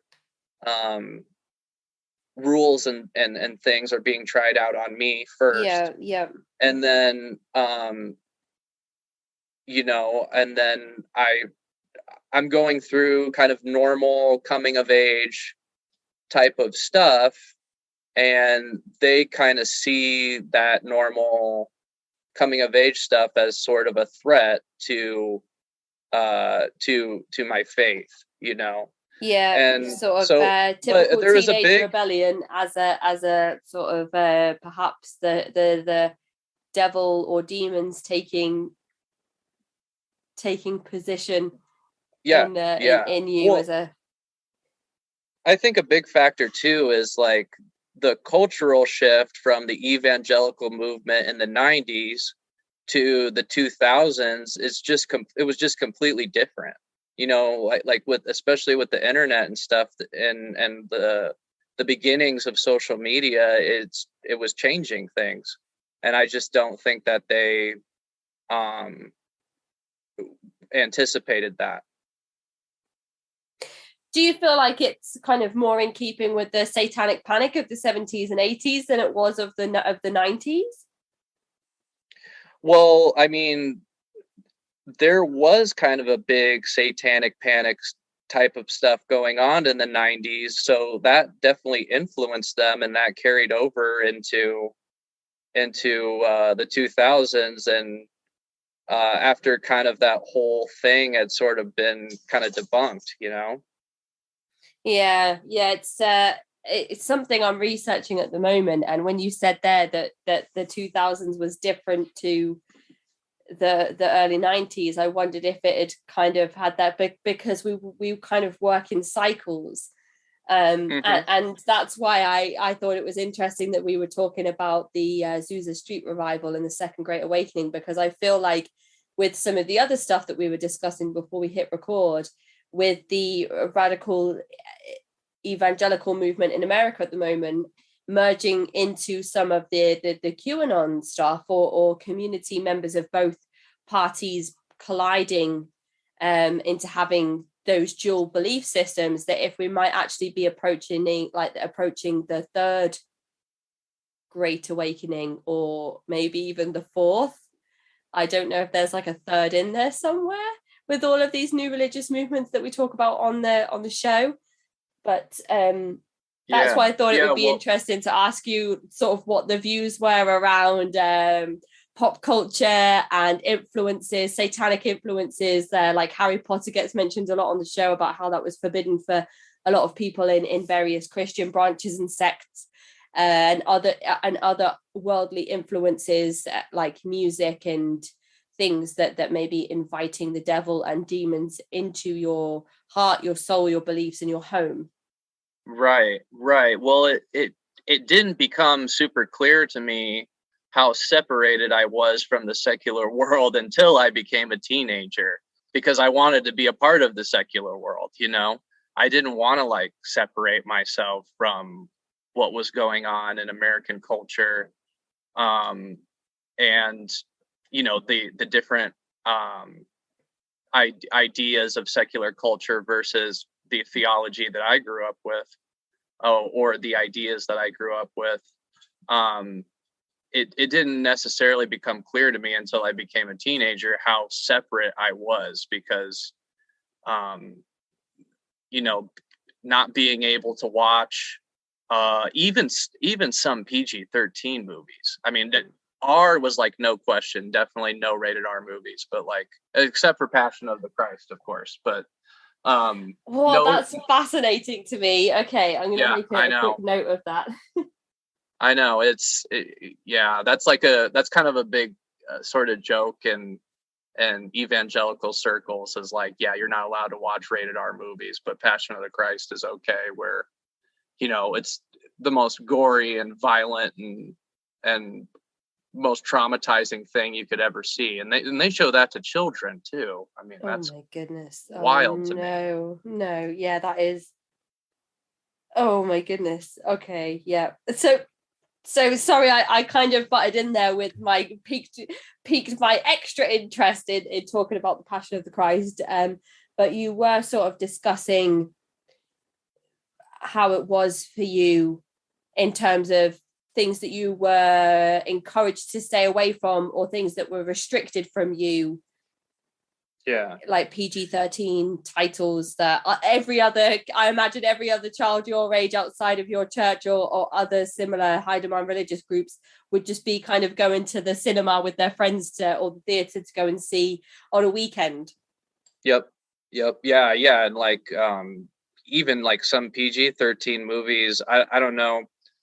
I can't think of like one off the top of my head that was like big at the time, but like, there would be like a movie that I heard that was really good, and I couldn't go see it with my friends because there was like some sort of explicit or sexual content in it, or whatever the case may be, whatever they wanted to keep me away from. I couldn't go with my friends, and these were friends that went to my youth group even.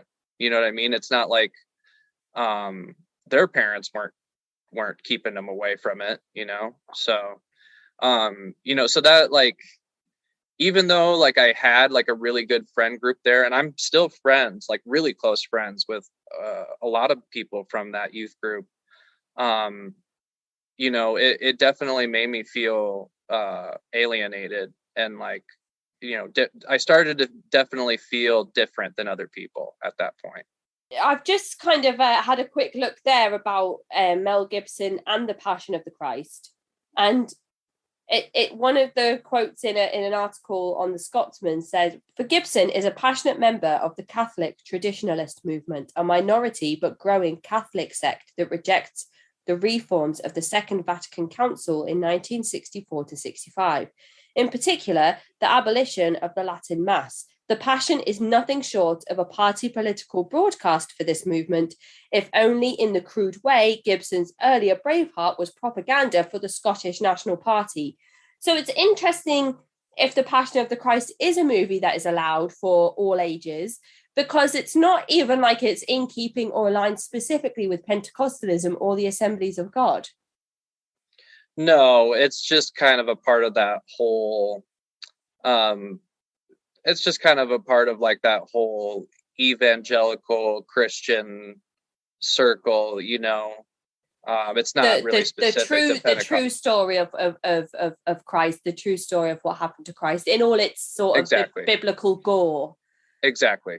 Yeah, and we know that really experiencing that, and like really taking that in, and the heaviness of what Christ's sacrifice was for us is really like, what they're trying to get across to everybody. And those things that are used to describe imagery around sort of the hell and brimstone and fire and burning and all of those really difficult images that are portrayed to children that talk later on as adults on this podcast about things that traumatized them when they were young around this imagery and the books and things that they were read in their youth groups.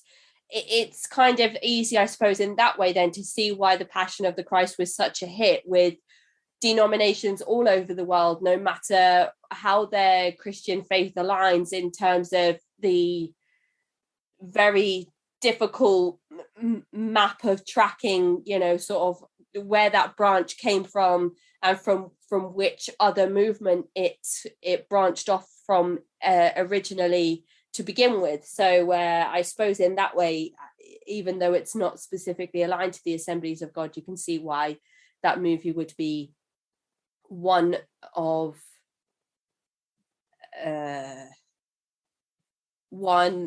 thumbs up, I suppose, within the community.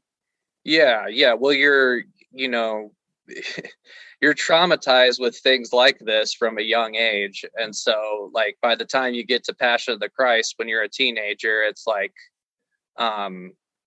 it's just, here's one more thing to be traumatized by, Mm-hmm. And you see the scenes of the crown of thorns.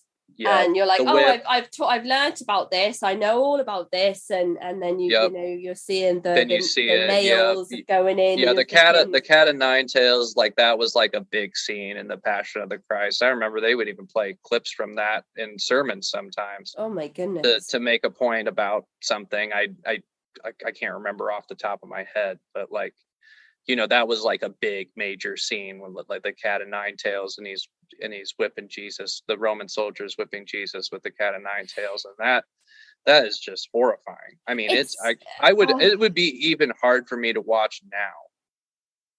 It's so interesting to think about Hollywood and pop culture and how disassociated it is from mainstream religion, but then also how intrinsic it is at the same time, and how some things are okay but others are not okay. It's kind of almost like when we've discussed the Jehovah's Witnesses before on the show, and there have been meetings with elders when somebody says, I have had experiences with another person sexually that I was not comfortable with. Actually, I was an unwilling participant, and then that person is then like the perpetrator is then brought into the elders meeting, and they say, well, Jehovah, he'll have to answer to Jehovah, and so kind of that issue is dealt with.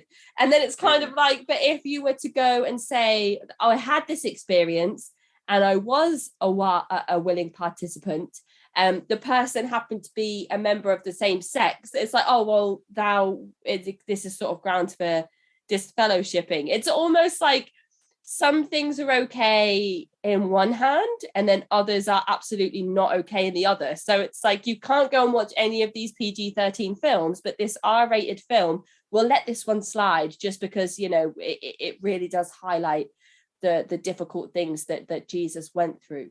And I feel like there's something so wrong and exploitative about that mentality and mindset. I don't know. It's hard for me. I'm having one of those moments where I can't sort of I mean, coming from what you're talking about, that was such a difficult thing for me, especially getting older, is like a lot of these things just seem so arbitrary is the right word. I don't know. It seems so weird to me that like, the Passion of the Christ is okay, but I can't watch, like a funny PG-13 movie, or, like dating is okay, but only if you go this far, like you can't go past this limit. Or, it was always like just these weird rules as I got older where I was like, I just want to be left alone and just to do my own thing. You know what I mean? But it's like, you never can, because your salvation is kind of always hung in the balance. Like, Yeah. It seemed like, especially with Pentecostal background, it's very like outward and like very like kind of works based. And so it's like, if you're not living out what they're teaching you there, you're sort of just like my mom was talking about, like kind of just like being a lukewarm Christian. And like for the really devout people, they have a problem with that, and they take issue with that, and they make that known publicly in the church.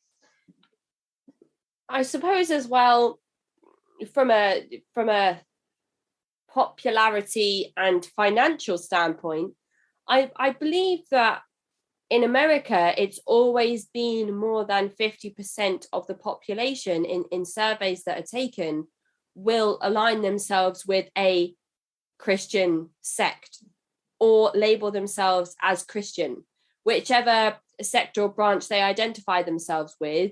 I believe it's always over 50% since like the 1980s, 70s or 80s onwards. I don't know if it's increased or decreased in these last few years. Maybe it's done a bit of both, since sort of the 2016 election onwards. I think maybe there's been some changes in mentality around that.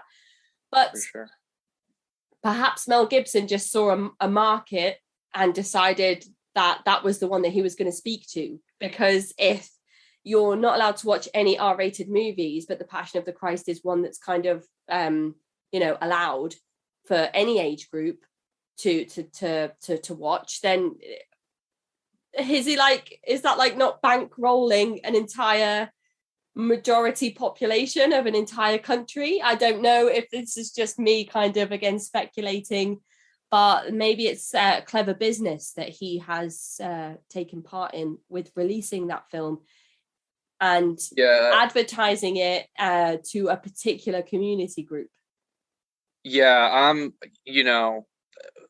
As I've gotten older, I've become more and more cynical of that stuff. And so I'm kind of right there with you. Like, I think that's very strategic. I suppose that the next part for us to get onto then is to ask you if you're having these difficult conversations with your parents about perhaps being a 50-50 member of the Assemblies of God at this point, is whether you actually made a decision to distance yourself from the church, or how, when and why did you decide to leave?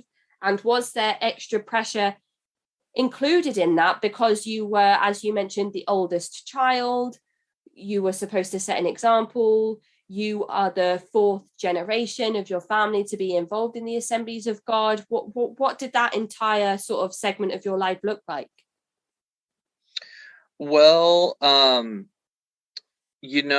that time, I around 14, 15 years old, I was still fully a believer. I really believed in everything. Those seeds of doubt that we talked about earlier, those kind of continued to grow. And then there was new seeds of doubt, once I kind of developed older teenage relationships there. And then, also having a romantic relationship as well. There were other seeds of doubt that kind of came in there. And then, when I was 16, 15 going on 16, we ended up moving again. And my dad decided to start his own Assemblies of God church with my uncle in another town in Iowa. And how did that come about? Was that another sudden decision, or was that something that was explored before the final decision was made? Yeah, it was another calling. Right. Okay. And at this point, do you accept that information differently to how you accepted it when you were told that you'd be moving over to Africa? This one frustrated me a lot more. Right. This calling frustrated me a lot more because, this was going to be the third or fourth time we moved. Right. And I thought I was going to be there for the rest of my life, well, not for the rest of my life, but I thought I was going to be there for a while. I thought that my parents would retire there and stick around there. And I established very close friendships. And like I said, I'm still friends with these people today. So I established really close friendships there and a romantic relationship there as well. And so, it was very difficult for me to move again. I felt, I just felt almost heartbroken in a way that I had to leave all my close friends and the life that I had worked so hard to try to reestablish, and moving again. Now, in hindsight, I am thankful that I ended up moving again, because the place where we ended up moving to, I'm here now, and I really enjoy it, and I like it. I'm glad I didn't stay in that town, but at the time it was very difficult. It was very, very difficult, and I'm in the middle of high school, and so I have to make friends again in the middle of high school, and it was definitely a lot harder this next time around than it was before. And do you feel like this kind of contributed perhaps to your decision to move away from the faith as a whole?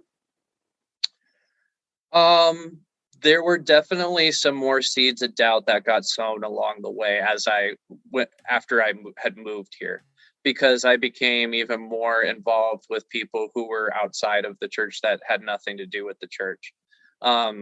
Since my dad was planting a church from scratch, there was no community or place that I could go to where there were already an established congregation there, right, that I could be a part of. And so, I felt the first year was really hard. I felt very alienated and isolated from people in my peer group. The church that your father is building from scratch, is it literally being sort of built from the ground up, the actual property itself? So how church planting works is usually the church will find a venue or someone's home to kind of start at, and it's usually like a smaller congregation and just kind of word of mouth sort of thing. And then once people are kind of tithing regularly and sort of there's sort of wealth being built within the group, then people will start making moves to like rent out a space, like within a school cafeteria, or an office room, or something smaller, where the church will meet. And then as the church continues to grow and sort of the wealth of the church continues to build, then they usually make moves towards getting their own building or having their own building built. Okay. It's a very difficult process to do if your church is kind of average or not really growing. So it's kind of all based on growth. But my parents actually ended up getting an old Pentecostal church that was ended up being given to them by the person who used to own it. So that was kind of given to them as like a kind of like a gift to the Assemblies of God. Okay. And I don't know the whole story behind that, but that kind of just, it's one of those things that kind of further implants in my parents' mind that they're doing the right thing and Of that God, course, yeah. everything's just going to work out and God's going to provide, and has nothing to do with luck or anything else at all. So, and what is your mum's role to be in this next step for your father? Does she have an idea of what her position will be, or how best to support your father, or is she kind of left feeling like she doesn't know what her position or role will be at this point? So, my mom, she's always, as long as she's been in the church, she's always had some sort of a leadership role, especially like within the youth group and stuff, just being kind of a general youth leader. But I think it's been kind of difficult for her to sort of kind of find her role as a pastor's wife in the church. She really likes to pray with people. She really likes to talk with people. My mom is, very personable and nice, So she does a lot of that now, like at their church. She she'll pray with people and stuff. But I think it's been I don't think she could even tell you, like what her quote unquote role is. Right. Okay. So she's kind of always been a like a homekeeper, a housewife, since we were kids. I mean, that's kind of just how she's always been, and she's kind of happily accepted that role.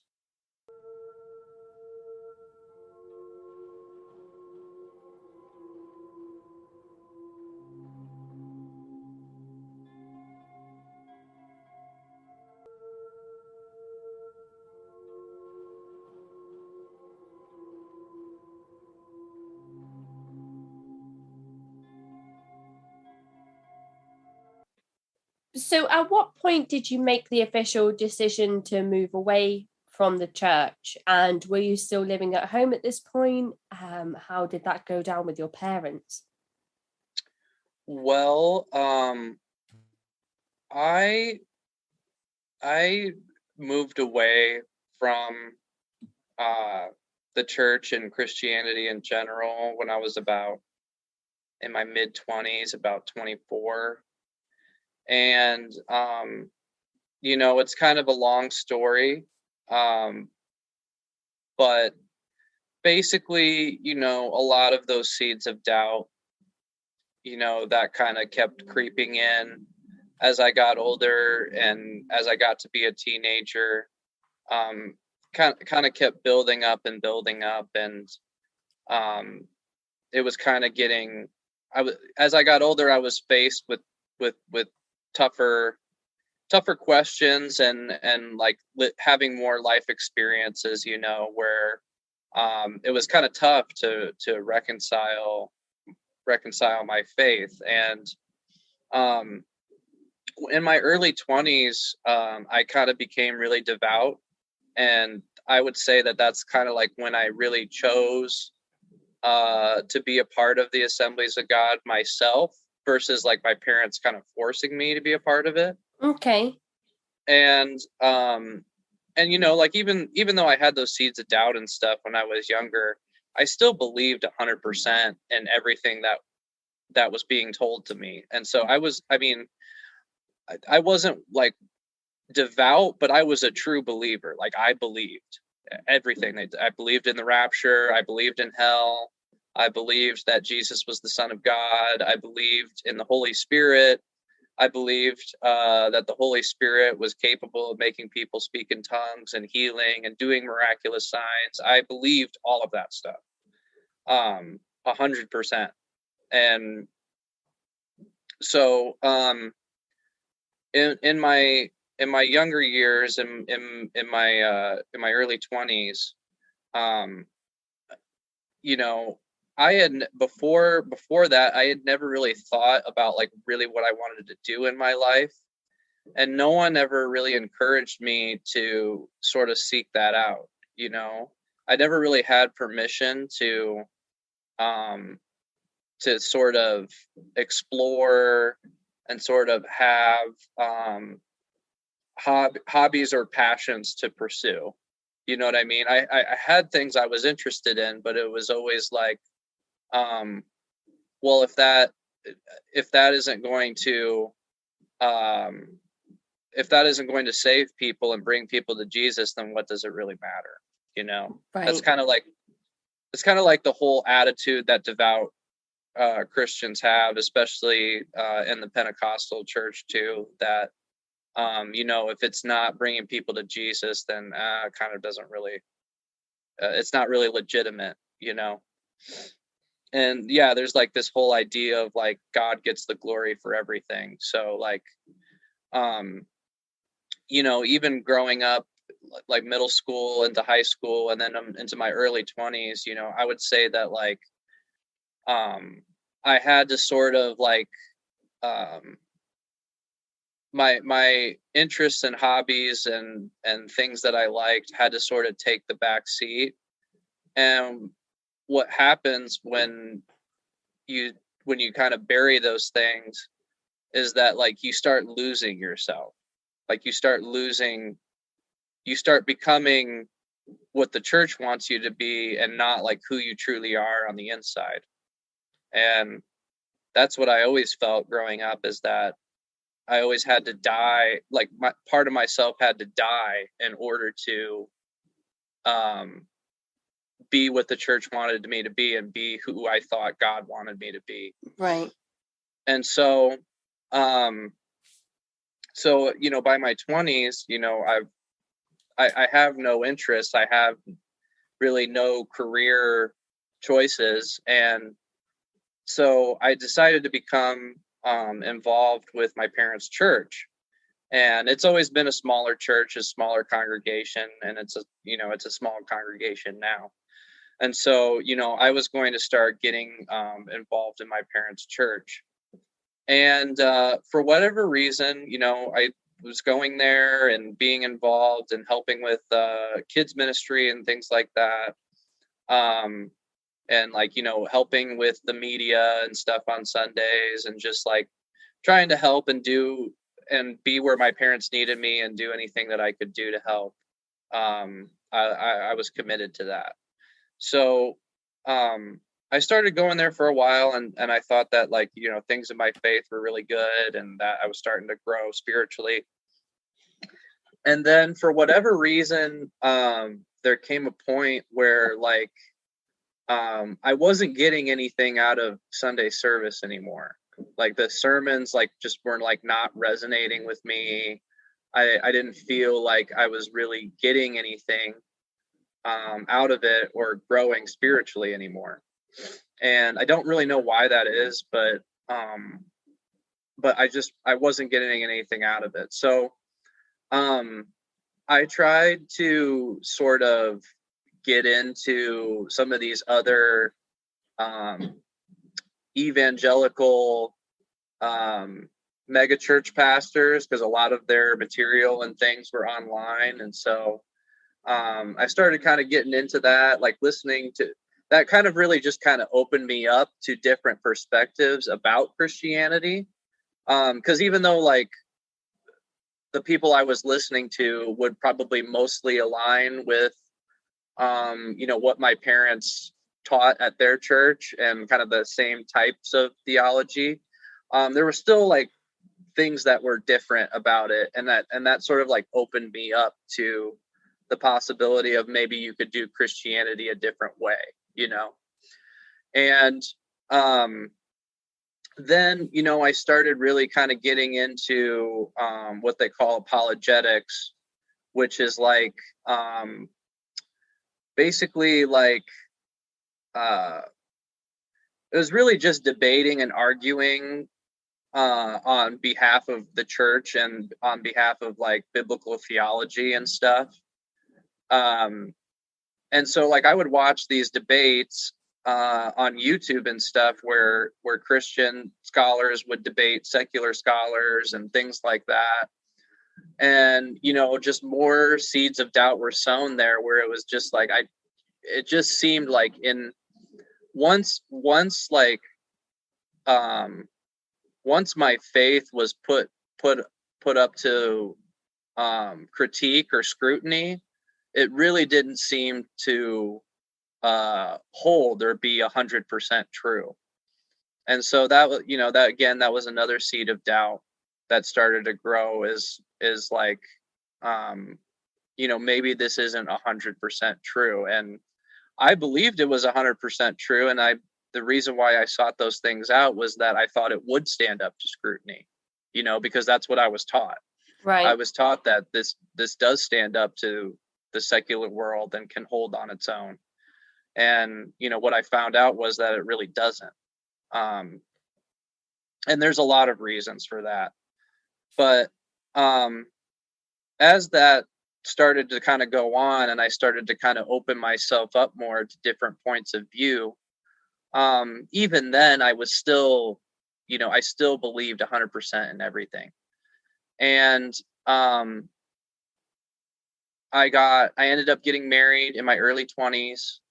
And, for me and my wife, the early point of our marriage was really difficult for us. We were encouraged to get married young when we probably shouldn't have been encouraged to get married that young. And, the transition from dating into marriage wasn't very long, and it was a very difficult process to get acclimated to. And we had a really rough patch in our relationship, and I thought that that this was the person that God wanted me to marry. I really felt that that God had chosen this person for me, because that's what I was taught, and that's what kind of purity culture teaches, is that God has the perfect person for you. Mm-hmm. And that once you meet that person, that you'll know that that they're the person you're supposed to be with, Right. And so once we kind of had that rough patch, and I didn't know if things were going to work out, and I didn't know if that relationship was going to last, I kind of, that was like the final straw. Like that was kind of the straw that broke the camel's back. That was like, if this person is really supposed to be for me, and it's not working out the way that it's supposed to, then what else has God told me to do that like wasn't supposed to be for me? You know what I mean? It was very confusing to me. I did not understand it at all. I did not get it at all, that like a possibility of that relationship might not work out. Like that was not in my idea of all of what that was going to be like. So all those seeds of doubt basically came to a head at that point. And so then I didn't even really tell my parents. I kind of just sort of left the church, and they asked if I was going to come back, and I said no. And so then I started down the process of like kind of deconstructing my not specifically Pentecostalism Christianity, but just Christianity in general. I kind of started deconstructing and sort of figuring out, where does the Bible come from, and how was the Bible written, and who was Jesus, like the historical Jesus versus the Jesus of the Bible, and right. Things of that nature. And then once I like had looked into it, there was no doubt in my mind that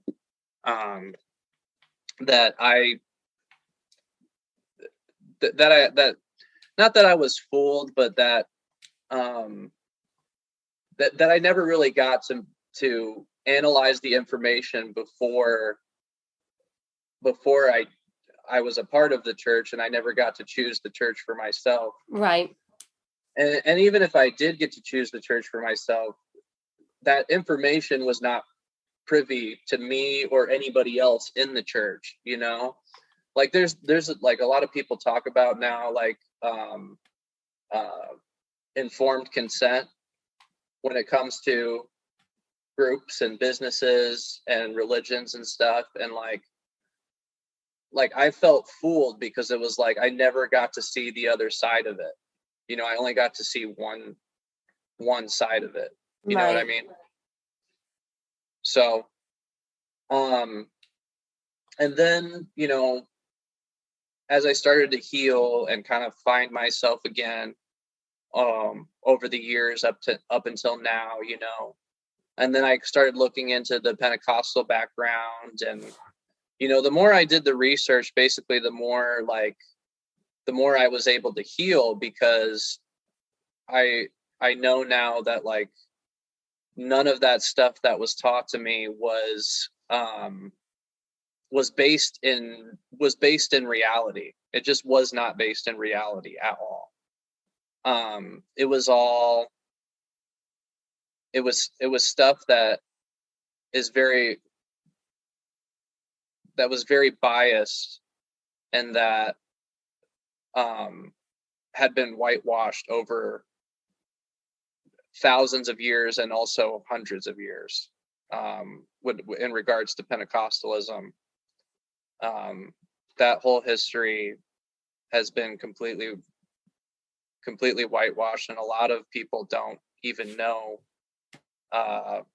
where Pentecostalism comes from and what the roots are. You know, other than the Azusa Street revival, not a lot of people know much about Charles Fox Parham or his theology or anything. So once I was able to research for myself and see everything for myself, and make a decision that I wasn't going to be a part of this anymore, everything just got better from there. Like I was able to heal.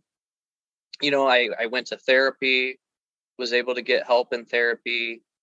My relationship with my wife got better. We had our daughter, and, you know, that's been a huge blessing. Wow. And, you know, ever since I left the church, my life got better. You know, everything, I unlearned all those toxic things I was taught, you know, especially like we were talking about earlier with sort of the patriarchy, sort of masculine purity culture, or, you know, guys have a role and women have a role, you know, role to play. And it's like very complementarian instead of egalitarian, you know. Once I kind of unlearned all that stuff, you know, and saw it for what it really was, you know, my life got way, way better, and I'm way, way healthier now than I was before. Wow. You know, when around the time I was leaving, I was what I consider to be a pretty sick person. That's so much information that you've given us in sort of that summary there on your journey out. But it's incredible to hear about how positive your life became once you distanced yourself from the church entirely. Do you feel like that there was any struggle during that transition period where you would go to take part in perhaps things that the church would not condone, things that you were encouraged to stay away from your entire sort of childhood and upbringing? Yeah. Well, and it's like, you know, I never wanted to separate myself from the secular world like my parents wanted me to. And even when I was devout, I still didn't really separate myself from the secular world all that much. I still had friends that like were non-Christian, and you know, still kind of went through the whole coming of age stuff. You know, when you get older, like college age, where you know, you experiment and things like that. And so I was still, even then, even when I was at my most devout, I still wasn't like 100% in. And I could never figure out why. I could never figure out like why I wasn't like 100% into it. But now I know is that like it was the part of me inside that I had to bury all those years that was like still trying to hang on and still trying to like push me to do things that I was uncomfortable with, you know? Yeah.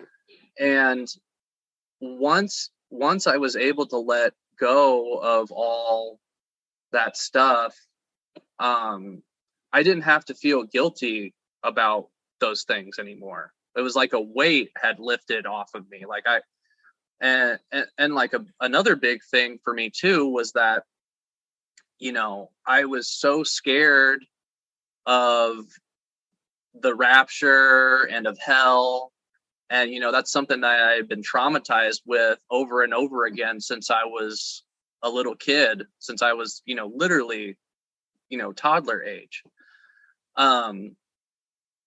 To not believe in that anymore and to shed that toxic belief off of me was like another huge weight. Is like, okay, not only do I not have to feel guilty about just being a normal regular person in the world and like growing up wanting to be a part of the secular world, not only do I not have to feel guilty about that, but like I don't have, like, I'm not going to hell for that. And I'm not like, my eternal destiny isn't like totally doomed because I did those things. You know what I mean? Yeah, I think that's an important message for people to take away as well from what you've said there in your big sort of summary around your journey out, is that even though you were encouraged to be separate from the secular world growing up, it hasn't harmed you during your integration into those things and having those experiences. So even though it was something you were encouraged to stay away from, it hasn't been detrimental to your health or your growth or your well-being. It's actually been quite the opposite. And I think that that is quite a powerful message for people who are worried about what awaits them on the other side.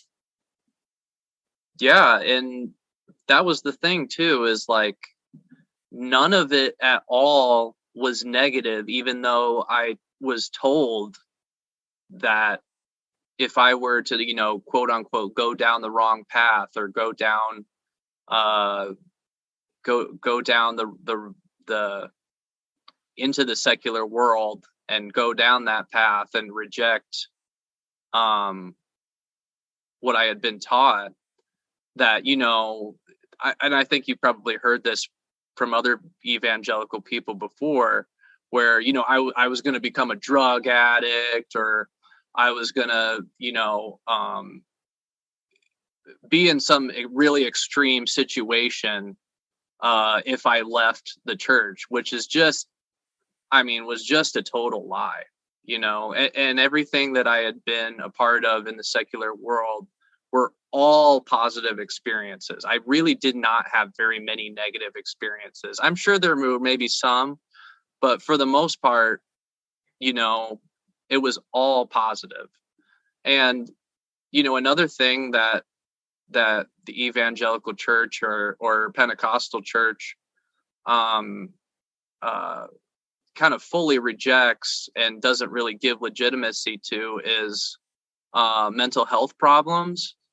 And so when I got therapy and I was able to talk to a therapist about some of my problems, you know, that was another thing that was just like huge, that really, really helped me, you know. Going to a licensed professional was amazing for my mental health. And that's something that I never would have been encouraged to do before. And if I did, I'd go to a Christian counselor, which Christian counselors here in the United States, their credentials are very suspect. Right.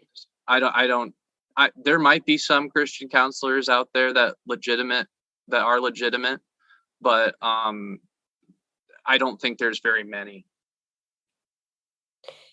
And do you feel like sort of what you've said there is some of the advice that you would give to others who are looking to leave similar high demand religious groups, in terms of going off, doing your own research on the Pentecostal church and understanding the roots and the history of the faith and the movement altogether, and then specifically the Assemblies of God, and then seeking out professional therapy or professional help to aid you and assist you on your exit from the Assemblies of God? Do you feel like that's sort of two things you would suggest to people? Are there other things that you might say could help somebody who's thinking of doing the same? Yeah, 150%. I didn't have somebody that was like educated in religious trauma, and so I kind of had to sort of educate them myself a little bit, which, if therapy is something that you're paying for, I probably wouldn't advise people to do that. That's kind of throwing the money away. But find somebody that is educated in religious trauma and has like sort of a background and is a professional in that field and knows about religious trauma. That way they can help you and really get the help that you need. And yeah, I can't encourage people enough to research critical or unbiased information towards whatever group or religious background you're a part of. You should get a chance to look at both sides. And if you've been in a religious group, you already know their side. You already know what you already know the theology they teach. You already know what story they're trying to tell people. So I would encourage anybody who's thinking about leaving or who has left to really do the research. The internet is amazing. It's a wonderful resource that we have in the 21st century. I would definitely use the internet to try to look into these things. And I know that like a lot of people that come from my background don't know a lot about the Pentecostal background. Anything that I've said on this podcast today about the history of Pentecostalism, don't believe me. Go and research it yourself, I would say, because, I'm not trying to convince anybody of anything. This is just the research that I've done and what I've found. And to be quite honest, comparing the two, it makes the information that's critical of the Pentecostal church and Assemblies of God makes a lot more sense to me than the story that they give themselves. So, but that's just my opinion. And that was just the way that I was able to deconstruct my religious background. So. And of course, the exit process is going to be different for every person. But if people are thinking about or looking for places to start or unsure of where to go for resources, there was a whole host of great resources that you sent me over in some of our first correspondence to one another over email, which I will include in the episode description. But I think what you've said there are some very easy, soft sort of, especially the research side of things, very soft approaches to learning more about the church and maybe solidifying some of those thoughts or beliefs that you've had that you haven't nurtured or had the opportunity to think critically about. And I know that we often suggest therapy and then often follow that up by saying that not everybody has access to professional assistance or help. And so the internet is such a wonderful tool. It's come on such a long way in the last 10 years in terms of people being able to gather, as you said, non-biased or critical pieces of information about these high demand religious groups that exist in the world, mostly courtesy of other like-minded people who have had the forethought to nurture those seeds of doubt that they've had themselves and then move away from the group, write about their experiences, and allow other people to realize that there are a fair few people in this world who have decided to move away from religion altogether, or even just their congregation, or just their particular sect of faith, or convert to another group, and then another group, and then another group, and then write critically about all of those groups because they've realized that every single one of them has not been as clear cut as one would assume if you only attend one or two services from that particular faith-based group. So you've given us so much to think about and ponder on.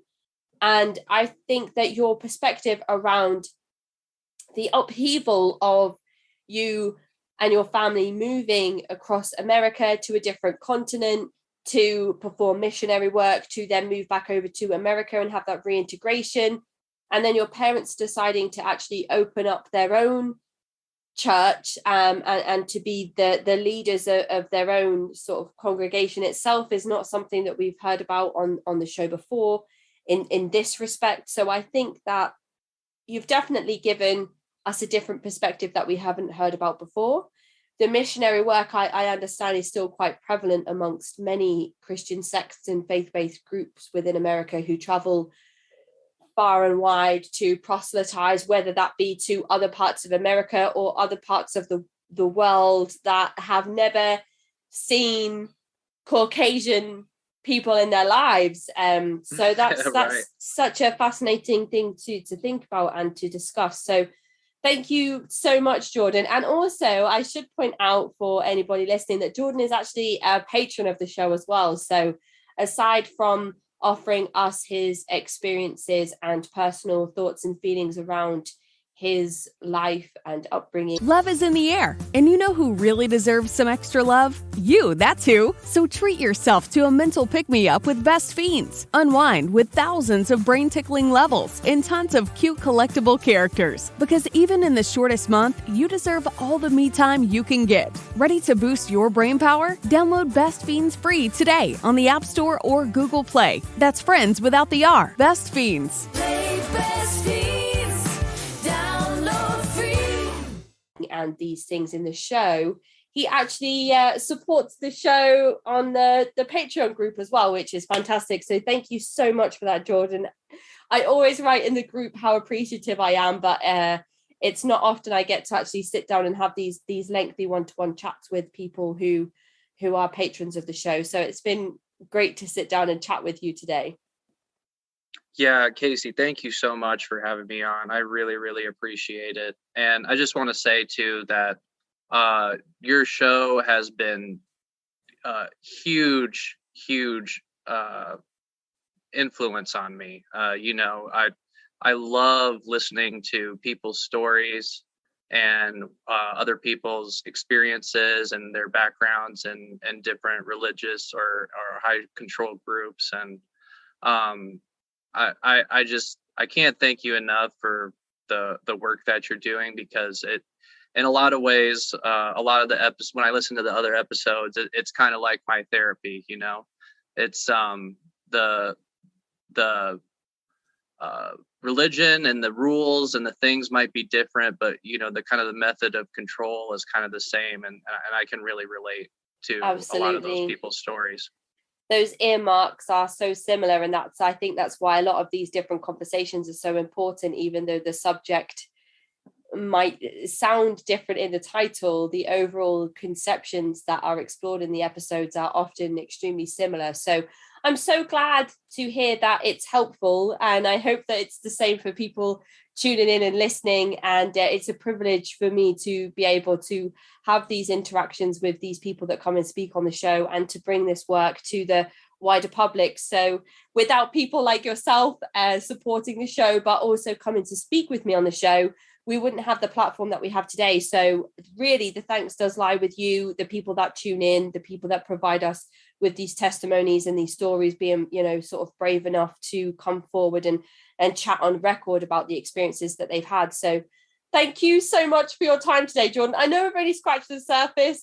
We didn't talk about, where your parents are now and your relationship with them. And I know that you've mentioned that they still kind of run their congregation today, in their own church today. And I always feel like the new slogan of this show is going to be like, we've only scratched the surface. But that is how I feel I feel like I've done such a disservice to everybody at the end of every episode, because I never have the time to get through everything that we've wanted to get through. But if anybody has any questions for Jordan, if they want to know anything that we didn't touch upon, or if they want to have answers to things that we didn't get a chance to explore in the episode, please just email me at cultvaultpodcast@gmail.com and get in touch and let me know.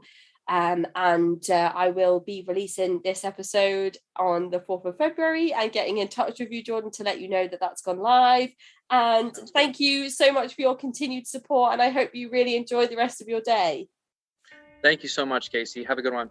Take care. Speak to you soon, Jordan. Bye. Bye. That is the end of this week's episode. If you'd like to get in touch, you can find me at cultvaultpodcast@gmail.com or follow me on Twitter and Instagram at cultvaultpod. I'm your speaker, Casey, and this has been the Cult Vault.